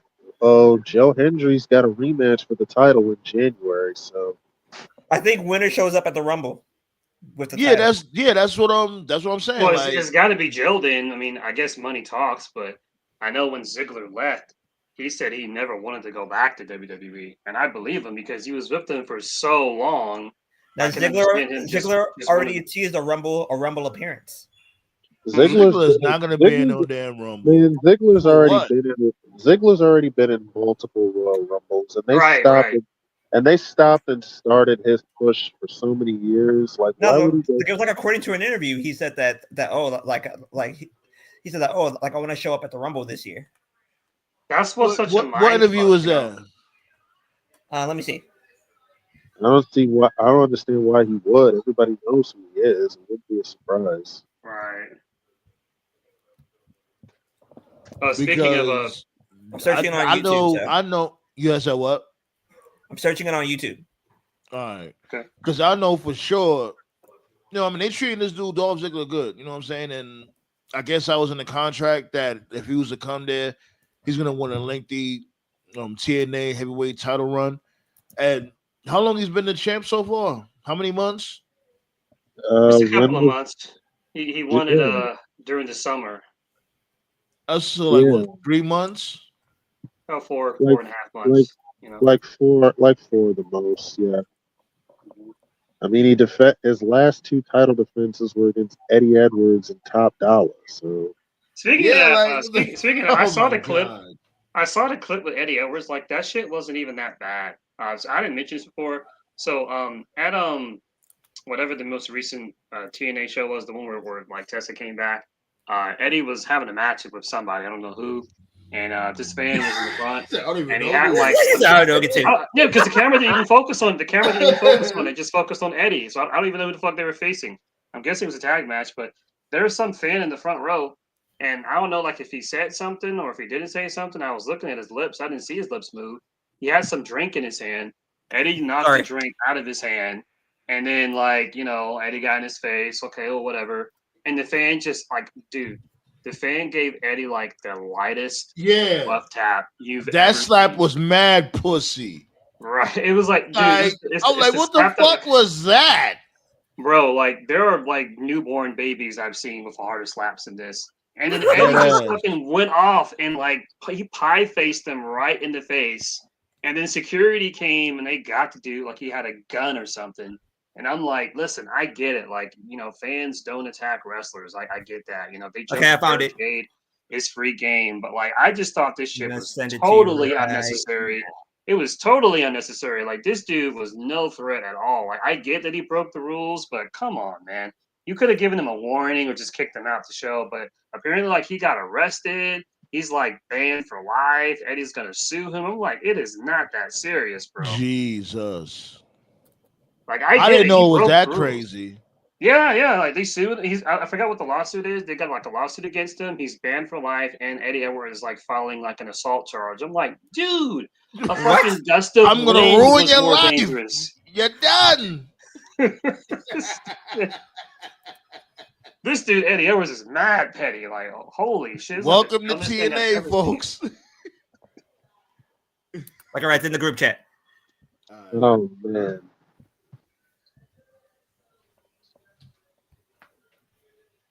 $1,700. Damn, Becky. She actually answered the question right. What? Did this dude ask what her name is? The fuck? They should have had a wrestling category to give her a freebie or something. Right. Like, who's Rebecca Quinn? Becky Lynch. You're right. Thank God. Becky Lynch. You have to answer it. You have to answer it in the form of a question. Sorry. What is Becky Lynch? Oh, I forgot to mention this earlier. So I talked about earlier Solo Monster's really strange, odd prediction of Joe going back to WWE, but then he followed that up with another prediction, which I actually could see. He predicts Austin Theory to leave WWE. Now that I could see because they're not doing that's possible. Theory. Right. To be honest, I don't even know why Theory and Grace Waller are still a thing. That's because like Triple H machine gunned and then nuked Austin Theory's career. Yeah. I mean, Austin Theory was getting pushed way too fast anyway. So, and I'm not even mad at Theory. I'm mad at Triple H because I'll never let this shit go, bro. Trips, you booked Theory over Swerve, bro. Like that was you. That wasn't Vince. That was you, Trips. You booked Theory over Swerve. So it's like, all right, man, you better have plans for this dude. And here he is. You ain't doing shit with him, bro. What was the point? Nah, so that right there just confirms you don't like black people. You knew it was ball game over when Roman said Daddy isn't here anymore. That's when you knew it was ball game. Bro, you gave Austin Theory the tag titles and what is this? And a victory over John Cena. Blackso, what is this? Huh? You believe this shit? No, like it actually came out of his mouth. Well, it sounds like AI saying that shit, sir. Really? Yes. Huh. I'm listening to it now. Sharpen up, B. All right. That's not. I'll let y'all hear it. Hold on, I'm playing it right now. Give me 1 second. Okay. Could Dolph Ziggler return for a Royal Rumble surprise? Dolph Ziggler. Now Nick Nemeth is open to a surprise 2025 Royal Rumble appearance. He hopes to create a viral moment, reconnect with old friends, and highlight his TNA journey. Would you want to see Dolph Ziggler in the Royal Rumble? I think there's like a Google article too. I'm about to get him up out of here, y'all. Hold on. The fuck was that? What type of time are you on? If you don't fuck off for that? 2 in a row? Okay, here it is. So she about to make a comeback? She's hulking up, brother. Austin Theory is shockingly cool, friendly. Yeah, he's an Atlanta guy. You'd never know because he doesn't act like it or look like it. But yeah, he's from the ATL. You know. If you saw the Chris Van Vliet interview, dude will be a good baby face one day.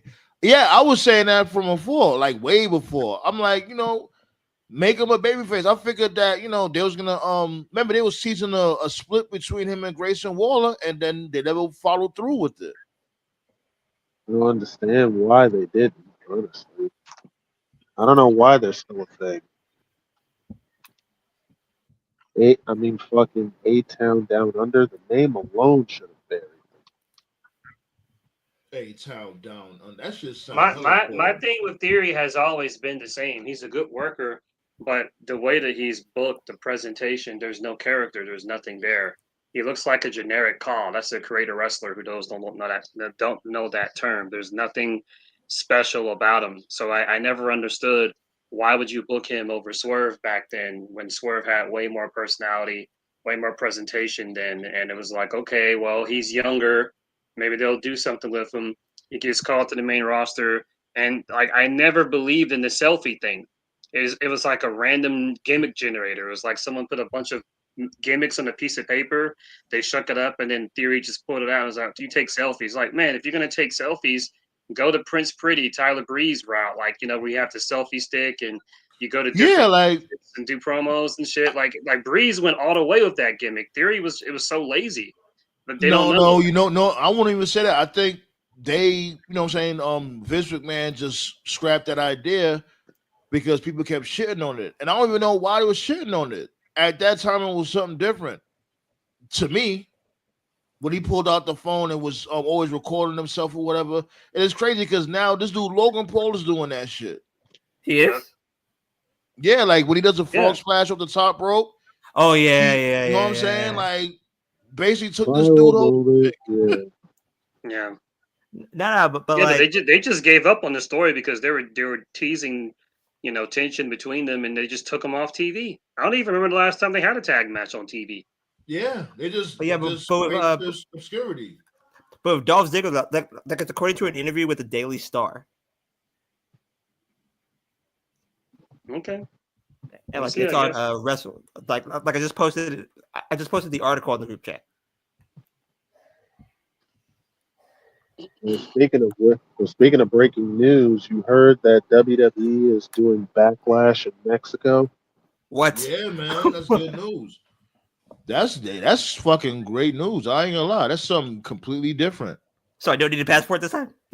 There's something else they did too. I could be really petty with this, but I'll be respectful. WWE has made the decision to cancel, effective immediately, all tribute to the troops shows.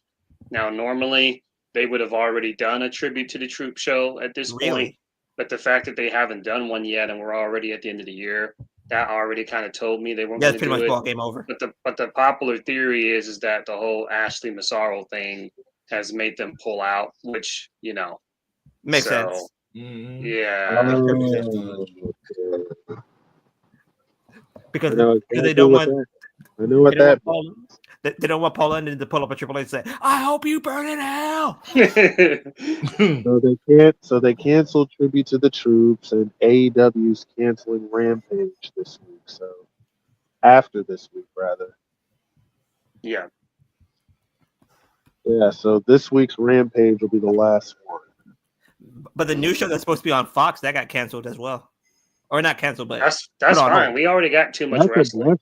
That's a blessing, honestly. Right. Yeah, like way. I'm telling you right now, man. I'm going to be relying heavily on highlights next year. I'm not watching 3 hours of Raw and 3 hours of SmackDown. Right. Fucking crazy. I'm not doing that, bro.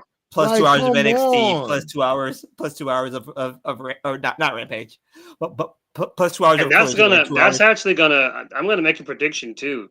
That's gonna hurt WWE in the long run because if you're gonna do 3 hour SmackDown lives on Friday, okay, so if you're gonna do 3 hour SmackDowns live on Friday and then you follow that up with a pay-per-view the very next day, you're having having 2 back-to-back shows.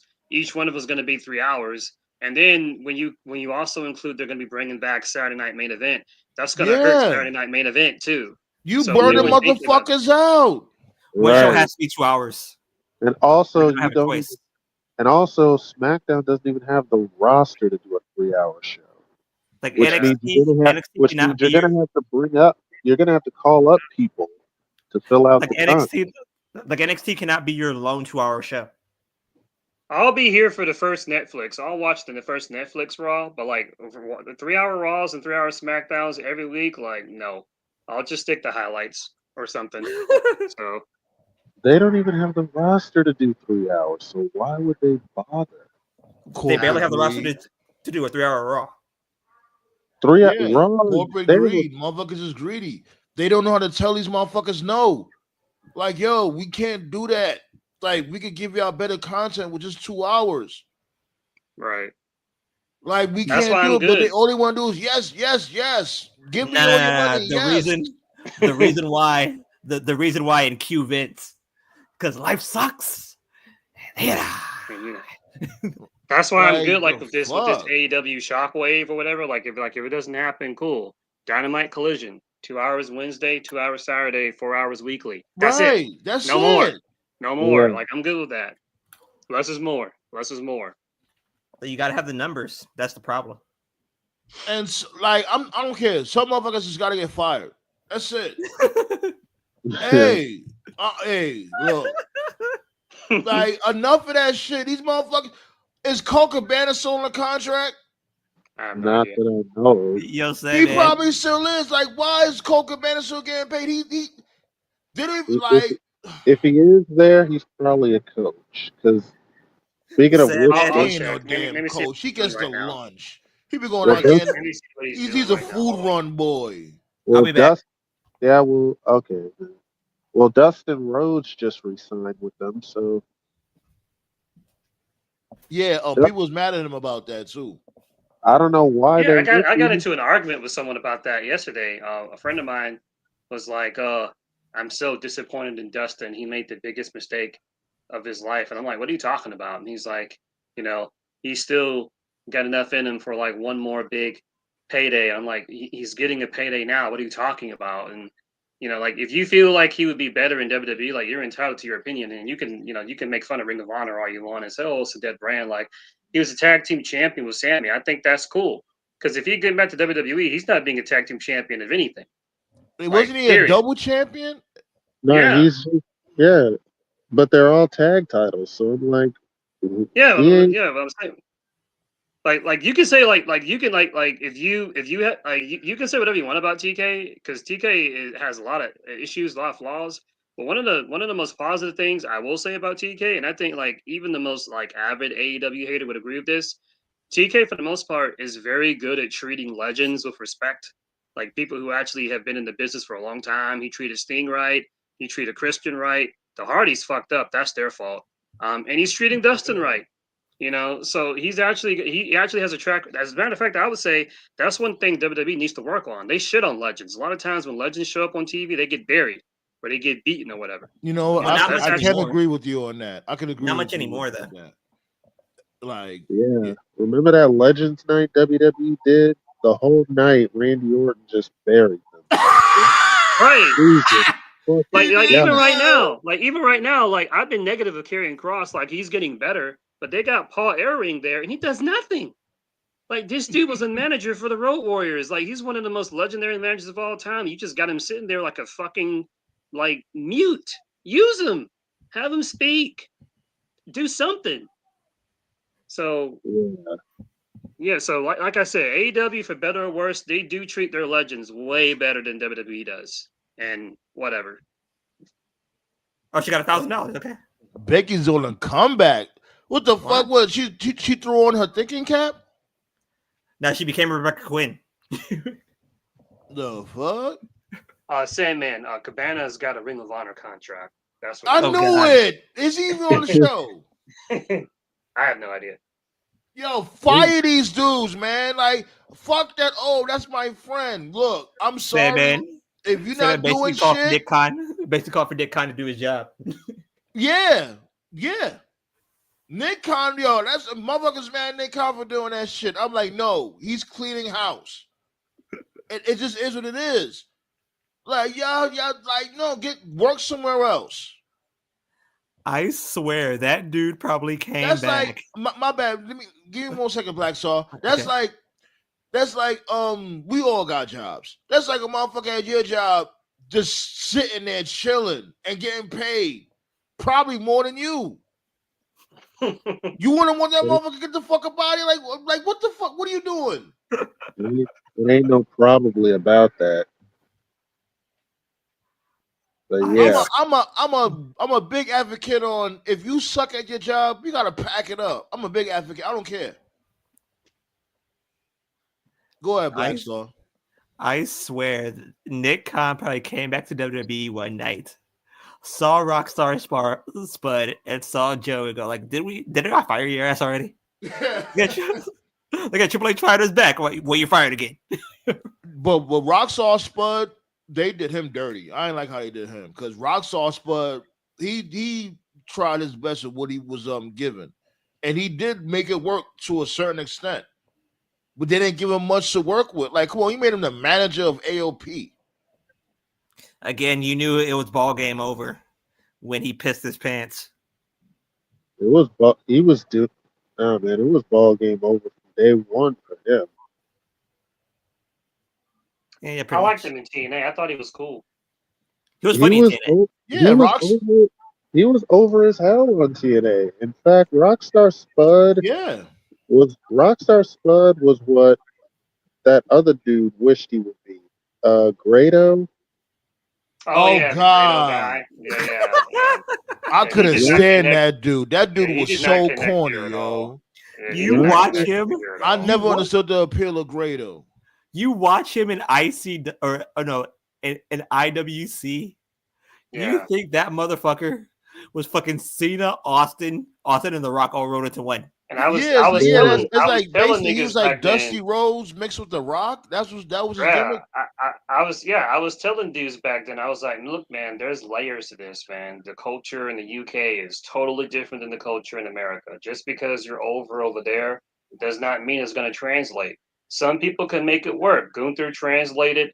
Pete Dunne, work in progress. We'll see. What's the guy? The one that got hurt? Dragunov, work in progress.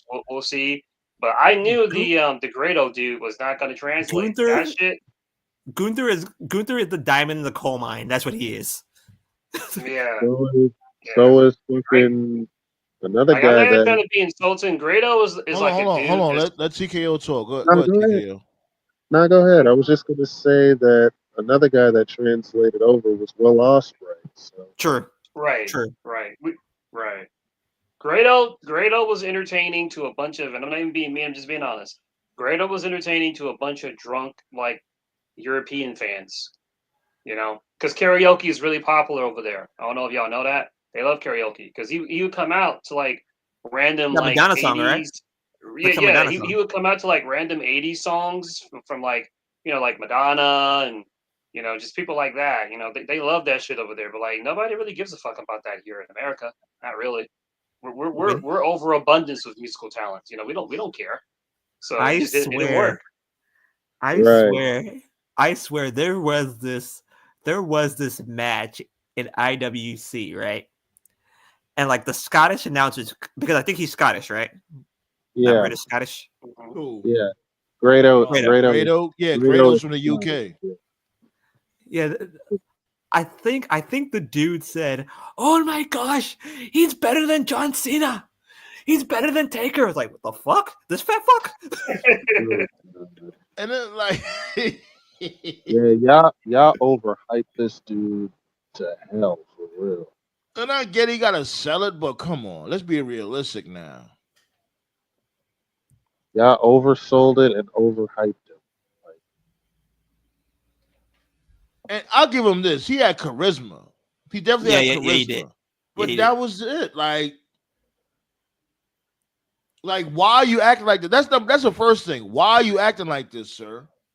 Why are you walking around like a mixture of Dusty Rhodes and Dewey? His style fit the European style a lot better than it would ever dreamed of the American style. Because they were mad at the time. They were like, "Oh, TNA doesn't know how to use them." I'm like, bro, it doesn't matter where he goes in America. It's not going to make any bit of difference. The guy is just not good. That's right. The thing. He's just not good.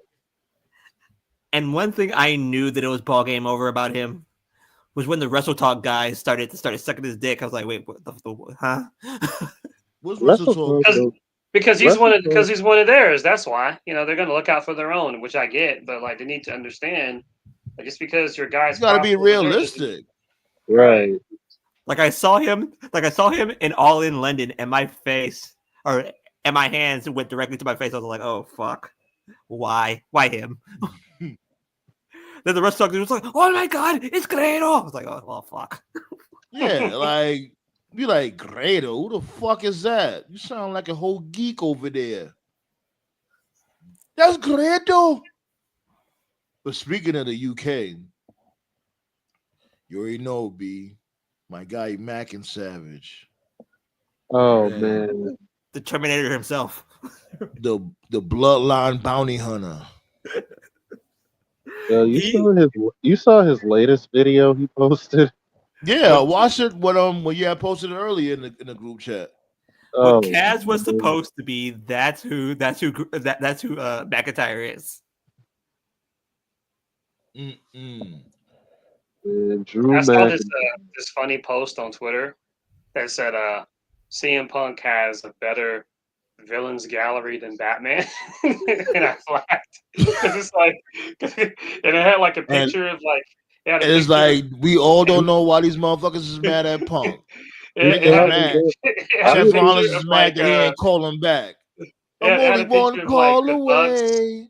The picture was like the Bucks, Drew, Jungle Boy, Owens, Roman, Mox, Vince, Stephanie, and then right next to the picture was like Joker, Two-Face, Poison Ivy, and I was like, damn, Punk does have a better gallery than he really does, though. No, but like the thing that Mac and Savage told Sami Zayn last night was some of the funniest shit I have ever heard in my life. When he said, Sammy, you should go see your wife and your kids. Take their hands. Take their hands and get out of the arena. Because I'm about to kick your ass. I'm like, oh God. I like how like Sammy always gets his ass kicked by Drew. Like I don't think he's ever beaten Drew like ever. Bro, I just said it at the top of the show. He's beaten Sammy 10 straight times already. And that's not exaggerating. That's a real number. Like you said, that got me thinking this, right?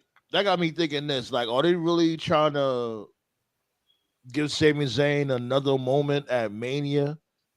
Like he finally beats Drew McIntyre? No, he's facing Owens. That makes more sense. That makes more sense than him beating Gunther. That shit still makes no fucking sense, but whatever. He's facing Steen at Mania. I don't know why he would face Sammy. Sammy would face Kevin again. Like, I ain't gonna lie, I can see that too, but I don't want to see it. Him against Triple H. It does make sense. It does. It really does make sense. You know what I'm saying? But I don't want to see that shit.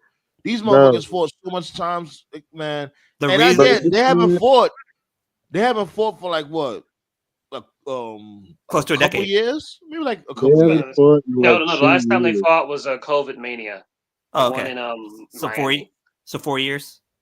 Yeah. So why would they do this? Yeah, but this match is dangerously treading towards Cena and Randy Orton territory. No. The reason why this match is happening is because Triple H has an itch and he needs to scratch it.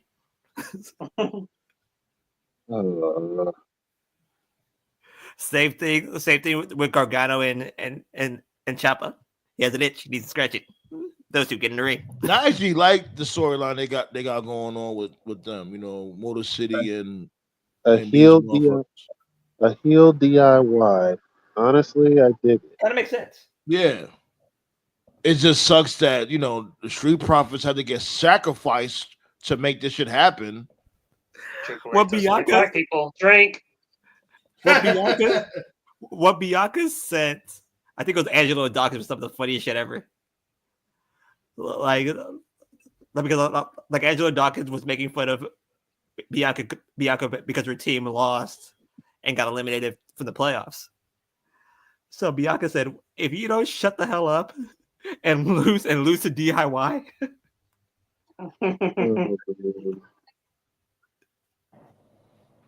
Man, y'all think Street Profits is gonna win some tag team gold next year? If they turn heel, yeah. If they're smart, since DIY is heel, the best way to do it would be Just turn heel. DIY versus the Profits. I'm sorry, bro. I don't trust Trips of black talent.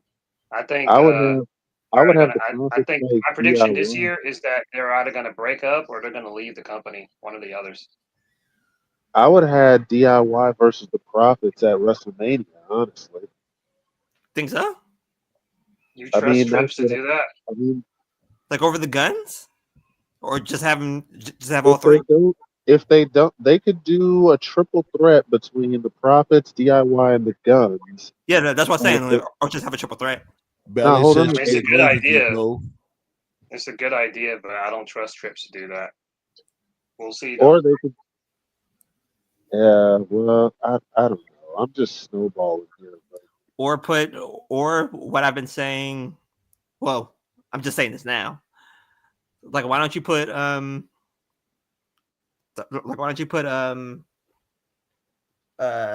other dude, Bianca's boyfriend, Montez? There you go.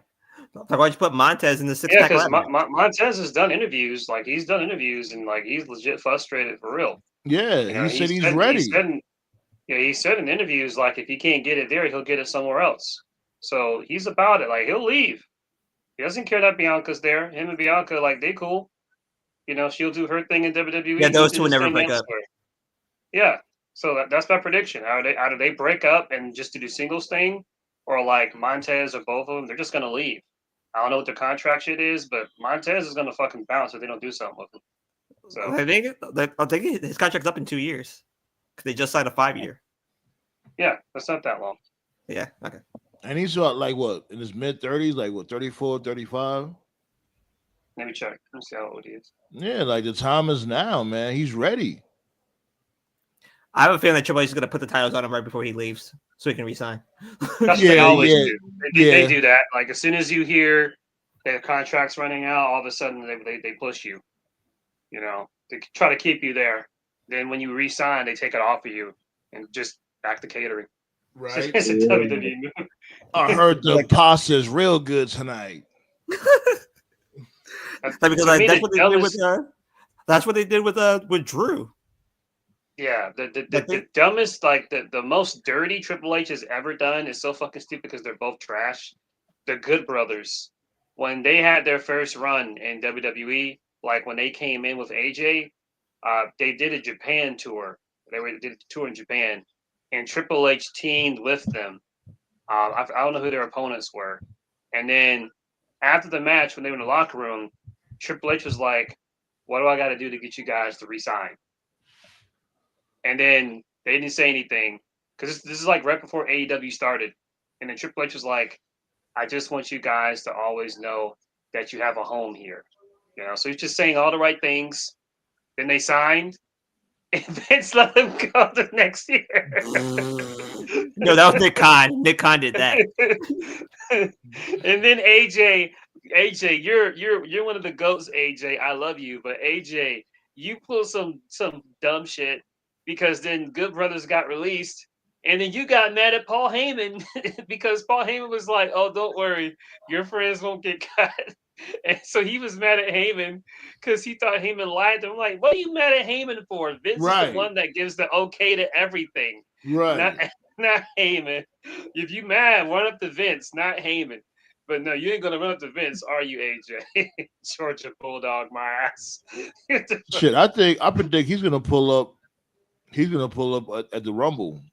AJ's gonna make his return. Yeah. Like, AJ's fucking ankle is fucking pulverized. I don't think he should fucking show it up. I hope so. That shit does suck, man. But before we get up out of here, we already know it'll be Dynamite. We're gonna have that Christmas episode, aka the Holiday Bash. Boxing Day. Yeah, I got the. Y'all want to know the card? I got it. Let's get it. Righty. Jericho versus. Oh man, that would just make your day, wouldn't it? Now he's the king of New York. Well, at least he's not the learning tree no more. Thank God. Now he's the king of New York. Whatever. Blasphemy. Anyway. He's trying to bring back that. He's trying to bring back that King of the World gimmick from like 2003, whenever it was. That's actually a good gimmick. That actually worked. Yeah. But, anyways, the Continental Classic tomorrow. We got Kyle Fletcher versus Danny Garcia. Yeah. We got Ricochet. We got Ricochet versus Darby Allin. Nice. Toph cues music. Oh, you said enough jackass shit. You should have had that ready.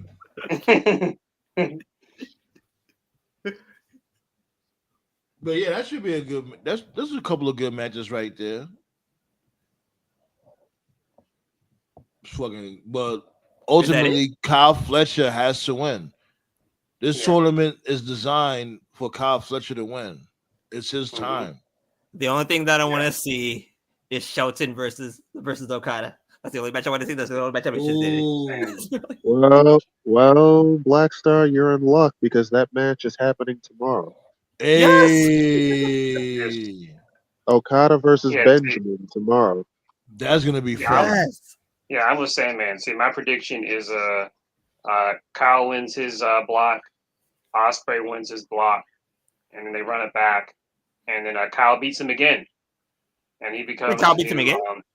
Yeah, he should beat him 2 straight, and then later on in the year, Ospreay wins the world title. But then after he wins the world title, Kyle can be like, "Hey, I beat you twice. You know, run that back. Yeah, give me a title shot." Yeah, right there. That's probably like his first. Yeah, that's my prediction. That's his first title. So, do you think Ospreay beats? Then he should beat Darby for it. Well, Ospreay's got to win his match tomorrow against Brody King. So my prediction. Yeah, we might as well do this. We might as well. I mean, since I'm talking predictions anyway, my prediction for Darby is Darby's going to challenge Mox for the AEW title. And then climb Mount Everest and die. Well, I'm glad you mentioned that because that's actually part of my prediction. My prediction is Darby's going to challenge Mox. He's going to challenge Mox at Revolution. He's going to beat him, and then Christian's going to cash in right after that and become the champion.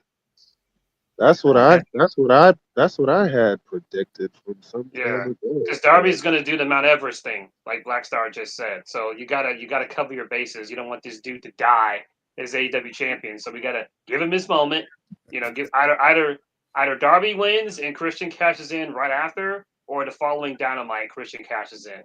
Nah, I want this dude Darby Allin to fucking plant the AEW championship on top of Mount Everest. Oh, if he was to do that shit, I'll be his fan forever. I don't give a fuck what he does after that. If he was to climb Mount Everest and plant the AEW title on top of the mountain, you got a fan for life. But I'm hearing that the rumor is that Darby's supposed to hold it for a while. Darby's not gonna have a long run. Have you never been paying attention? This dude's not gonna have a long run. No, but like that's the rumor though that he's gonna hold it for a while. Yeah, well, Mox might not even get past World's End, so I don't know. He's getting past World's End. Well, we'll see. But yeah, we got Will Ospreay versus Brody King. We got Shelton Benjamin versus Okada. Darby versus Ricochet. Kyle Fletcher versus Danny Garcia. We got Claudio versus Commander. And we got another one that's been killing it. Claudio Ravioli. He's been doing this thing in this tournament too. He's nice. He's nice. He has been. Here's my prediction though. It might be a bit off base, but fuck it. I think by All In next year, Darby wins the title and loses it not to Ospreay, but to Shelton Benjamin. Random. I think Shelton Benjamin's going after that TNT title. Yeah, right now he needs to. Yeah, it's about that time because Danny Garcia, he's just not doing anything right now. And yeah, he has good matches. After what happened on Collision, I could definitely see it. Yeah, the diabolical ass whooping that he took. Because and especially right now, people are loving Shelton Benjamin more than Garcia. Well, Garcia had his moment. He got his title, so. And I get it. There's nothing wrong with pushing a young, homegrown talent, but yeah, man, there's just so many other better options, man. The fans love Shelton. You just got to go slow sometimes, man. I'm glad he got his moment, though. Not only did they whip his ass, they whooped Mark Briscoe's ass. The process of whooping Not to mention, Danny's young. He can chase. He can get another run. He can get it back. Have Shelton kill him and have like Danny chase him for like the first half of 2025, and so by all in, basically. Yeah, that or double or nothing. That would give Shelton like a 5-month run. That's more than enough time to let him cook. So yeah. So give him about a 6-month run. I'll say this though. Kenny's gonna be wrestling. Kenny's gonna be wrestling the Wrestle Dynasty. Really great to have Kenny back. So we don't know when he's coming back to AEW. He's coming back to AEW soon. I think the rumor is that. Hold on, Black Star. Hold on. Oh, my bad. TK, listen. I know you like to rush through stuff. When Kenny comes back, I know that every fiber of your being wants to book him versus Okada. Don't. You save that shit for All In. He's not. I don't give a fuck. You save Kenny versus Okada for All In. And they don't fucking touch until that show.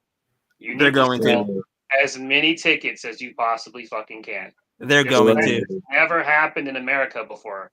Okay, it's not selling. It's not selling. That's what I just said. That's why I just say he needs to save it for a bigger show. Oh, okay. On a random episode of Dynamite or whatever. You need to fucking hold off. Right, that match could definitely wait. This match, Kenny versus Okada, like I'm gonna screw this match. Okay, the entire Kenny Okada feud.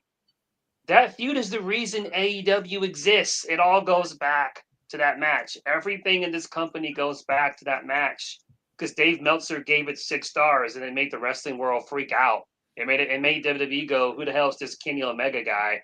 Who the hell is this Okada guy? It made NXT TakeOver like the thing that it is because after that match happened, after Dave Meltzer gave it 6 stars, all of a sudden you started seeing like Adam Cole, Gargano, Ciampa, Keith Lee, all these dudes were coming out there wrestling 20, 30-minute matches. It was like they were trying to prove a point. Oh, we can have a 5-star match too. Like the fucking dominoes of AEW, it all goes back to that Kenny Okada match at Wrestle Kingdom.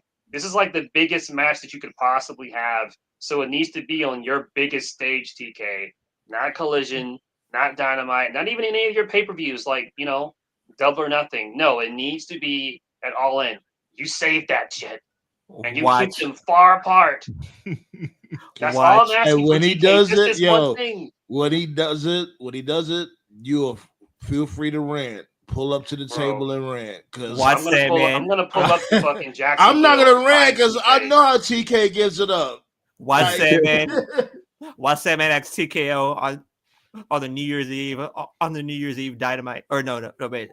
Yeah. Like on New Year's Eve. What's happening on Dynamite tomorrow?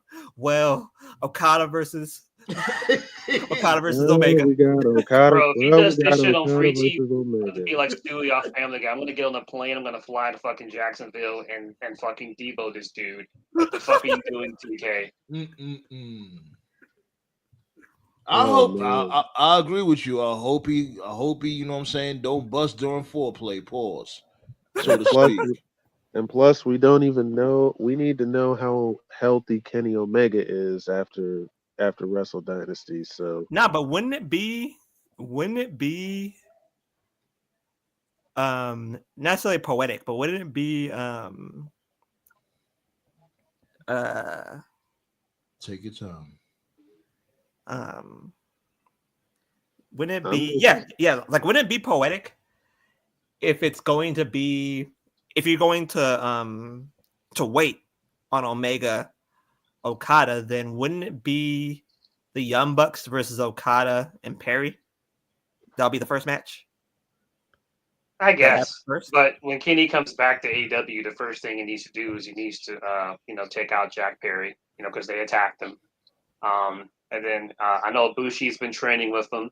So you can do the Golden Lovers Pauls against the Bucks, so Pauls. those are 2 matches. And then after he takes out Jack and after he takes out the Bucks, then you input Kenny into whatever this Death Rider story is, add another main eventer there. Then it'll basically be the Bucks. Like it'll basically be the Bucks and Omega versus the Death Riders. Yeah. Yeah. If they choose to go that route, then yeah.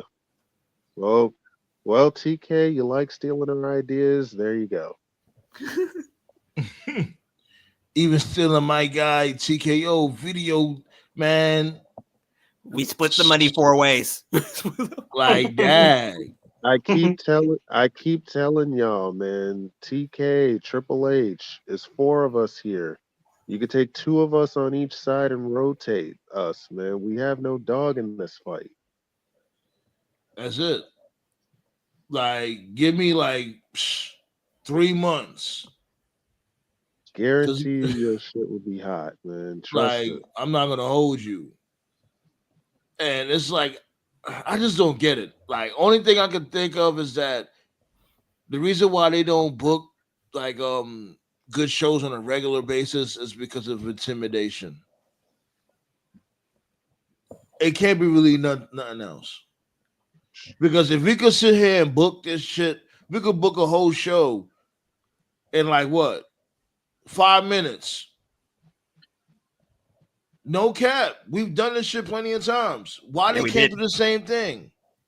We did it last week. Hell, we did it this week. He needs to get a booking committee. We do it consistently. No person can do all that shit by themselves without getting burnt out. It's intimidation. You don't think these motherfuckers be on the shakedown backstage? Like, oh, I'm not working with this person. I'm not working with that person. Oh, fuck that. You got to pay me more money. Get the fuck out of here. No, I'm not. You know what I'm saying? Egos and all that flaring up. No, it definitely. I know what Sandman's gonna do. Definitely play a part, but Jesus. I know what Sandman's gonna do his first day in WWE. He's gonna grab Nick Khan and say, "What the fuck are you doing? Fire these fuckers." He needs to swallow his pride. He needs to swallow his pride and just do what WWE does and just have different booking teams. You can't do Dynamite, Collision, Ring of Honor, and whatever other extra projects you have. Any person will get burnt out. Again, but the problem is that do you trust Tony Khan to do that? Not currently, but it may get to a point where you may have no choice but to do that. Because in a perfect world, that's what he would do. In a perfect world, he would just give Ring of Honor to somebody else. Like they got all kinds of people backstage. They got Jerry Lynn. They got Jerry Lynn would be a perfect. They got Jerry Lynn. They got Samoa Joe. They got Bryan Danielson. They would be. Danielson would be. There's a number of legends back there who could easily just make like a Ring of Honor booking community. Like just let them take Ring of Honor over. And as far as Dynamite and Collision goes, do what WWE used to do, like when they first started the brand split, because SmackDown was written by Heyman and Stephanie, and Raw was written by Vince and I want to say Bruce or whoever. In 2002, 2003, just give Collision to somebody else. You can keep Dynamite, but just give Collision to a completely new crew. Does Bruce Pritchard have his lips surgically placed on Vince's ass? Yeah, pretty much. Yeah, he's always had that. That's nothing new. He's a kiss ass. He's never. I don't know any positive thing he's ever contributed to wrestling ever. He's just kissed the right ass, and that's why he's still got a job as long as he has. Everybody hates him. That's the weird part. No, except Cody. Cody likes him for some reason. I don't know why. Shit, he's probably offended. He's probably had to shut this shit down. Alrighty. You know what I'm saying? Yo, great conversation we had. You know what I'm saying? It's been a minute, and always appreciate chopping up with you guys and all that. I want y'all to enjoy your holidays. We're gonna pull up again next Tuesday. Oh, matter of fact, not on Friday. I'm bugging.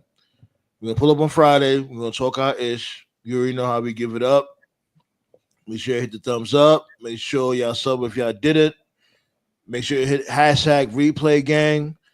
Shouts go out to the table. Shouts go out to all y'all, B. Appreciate y'all for always pulling up. And we're going to keep doing what we do, B.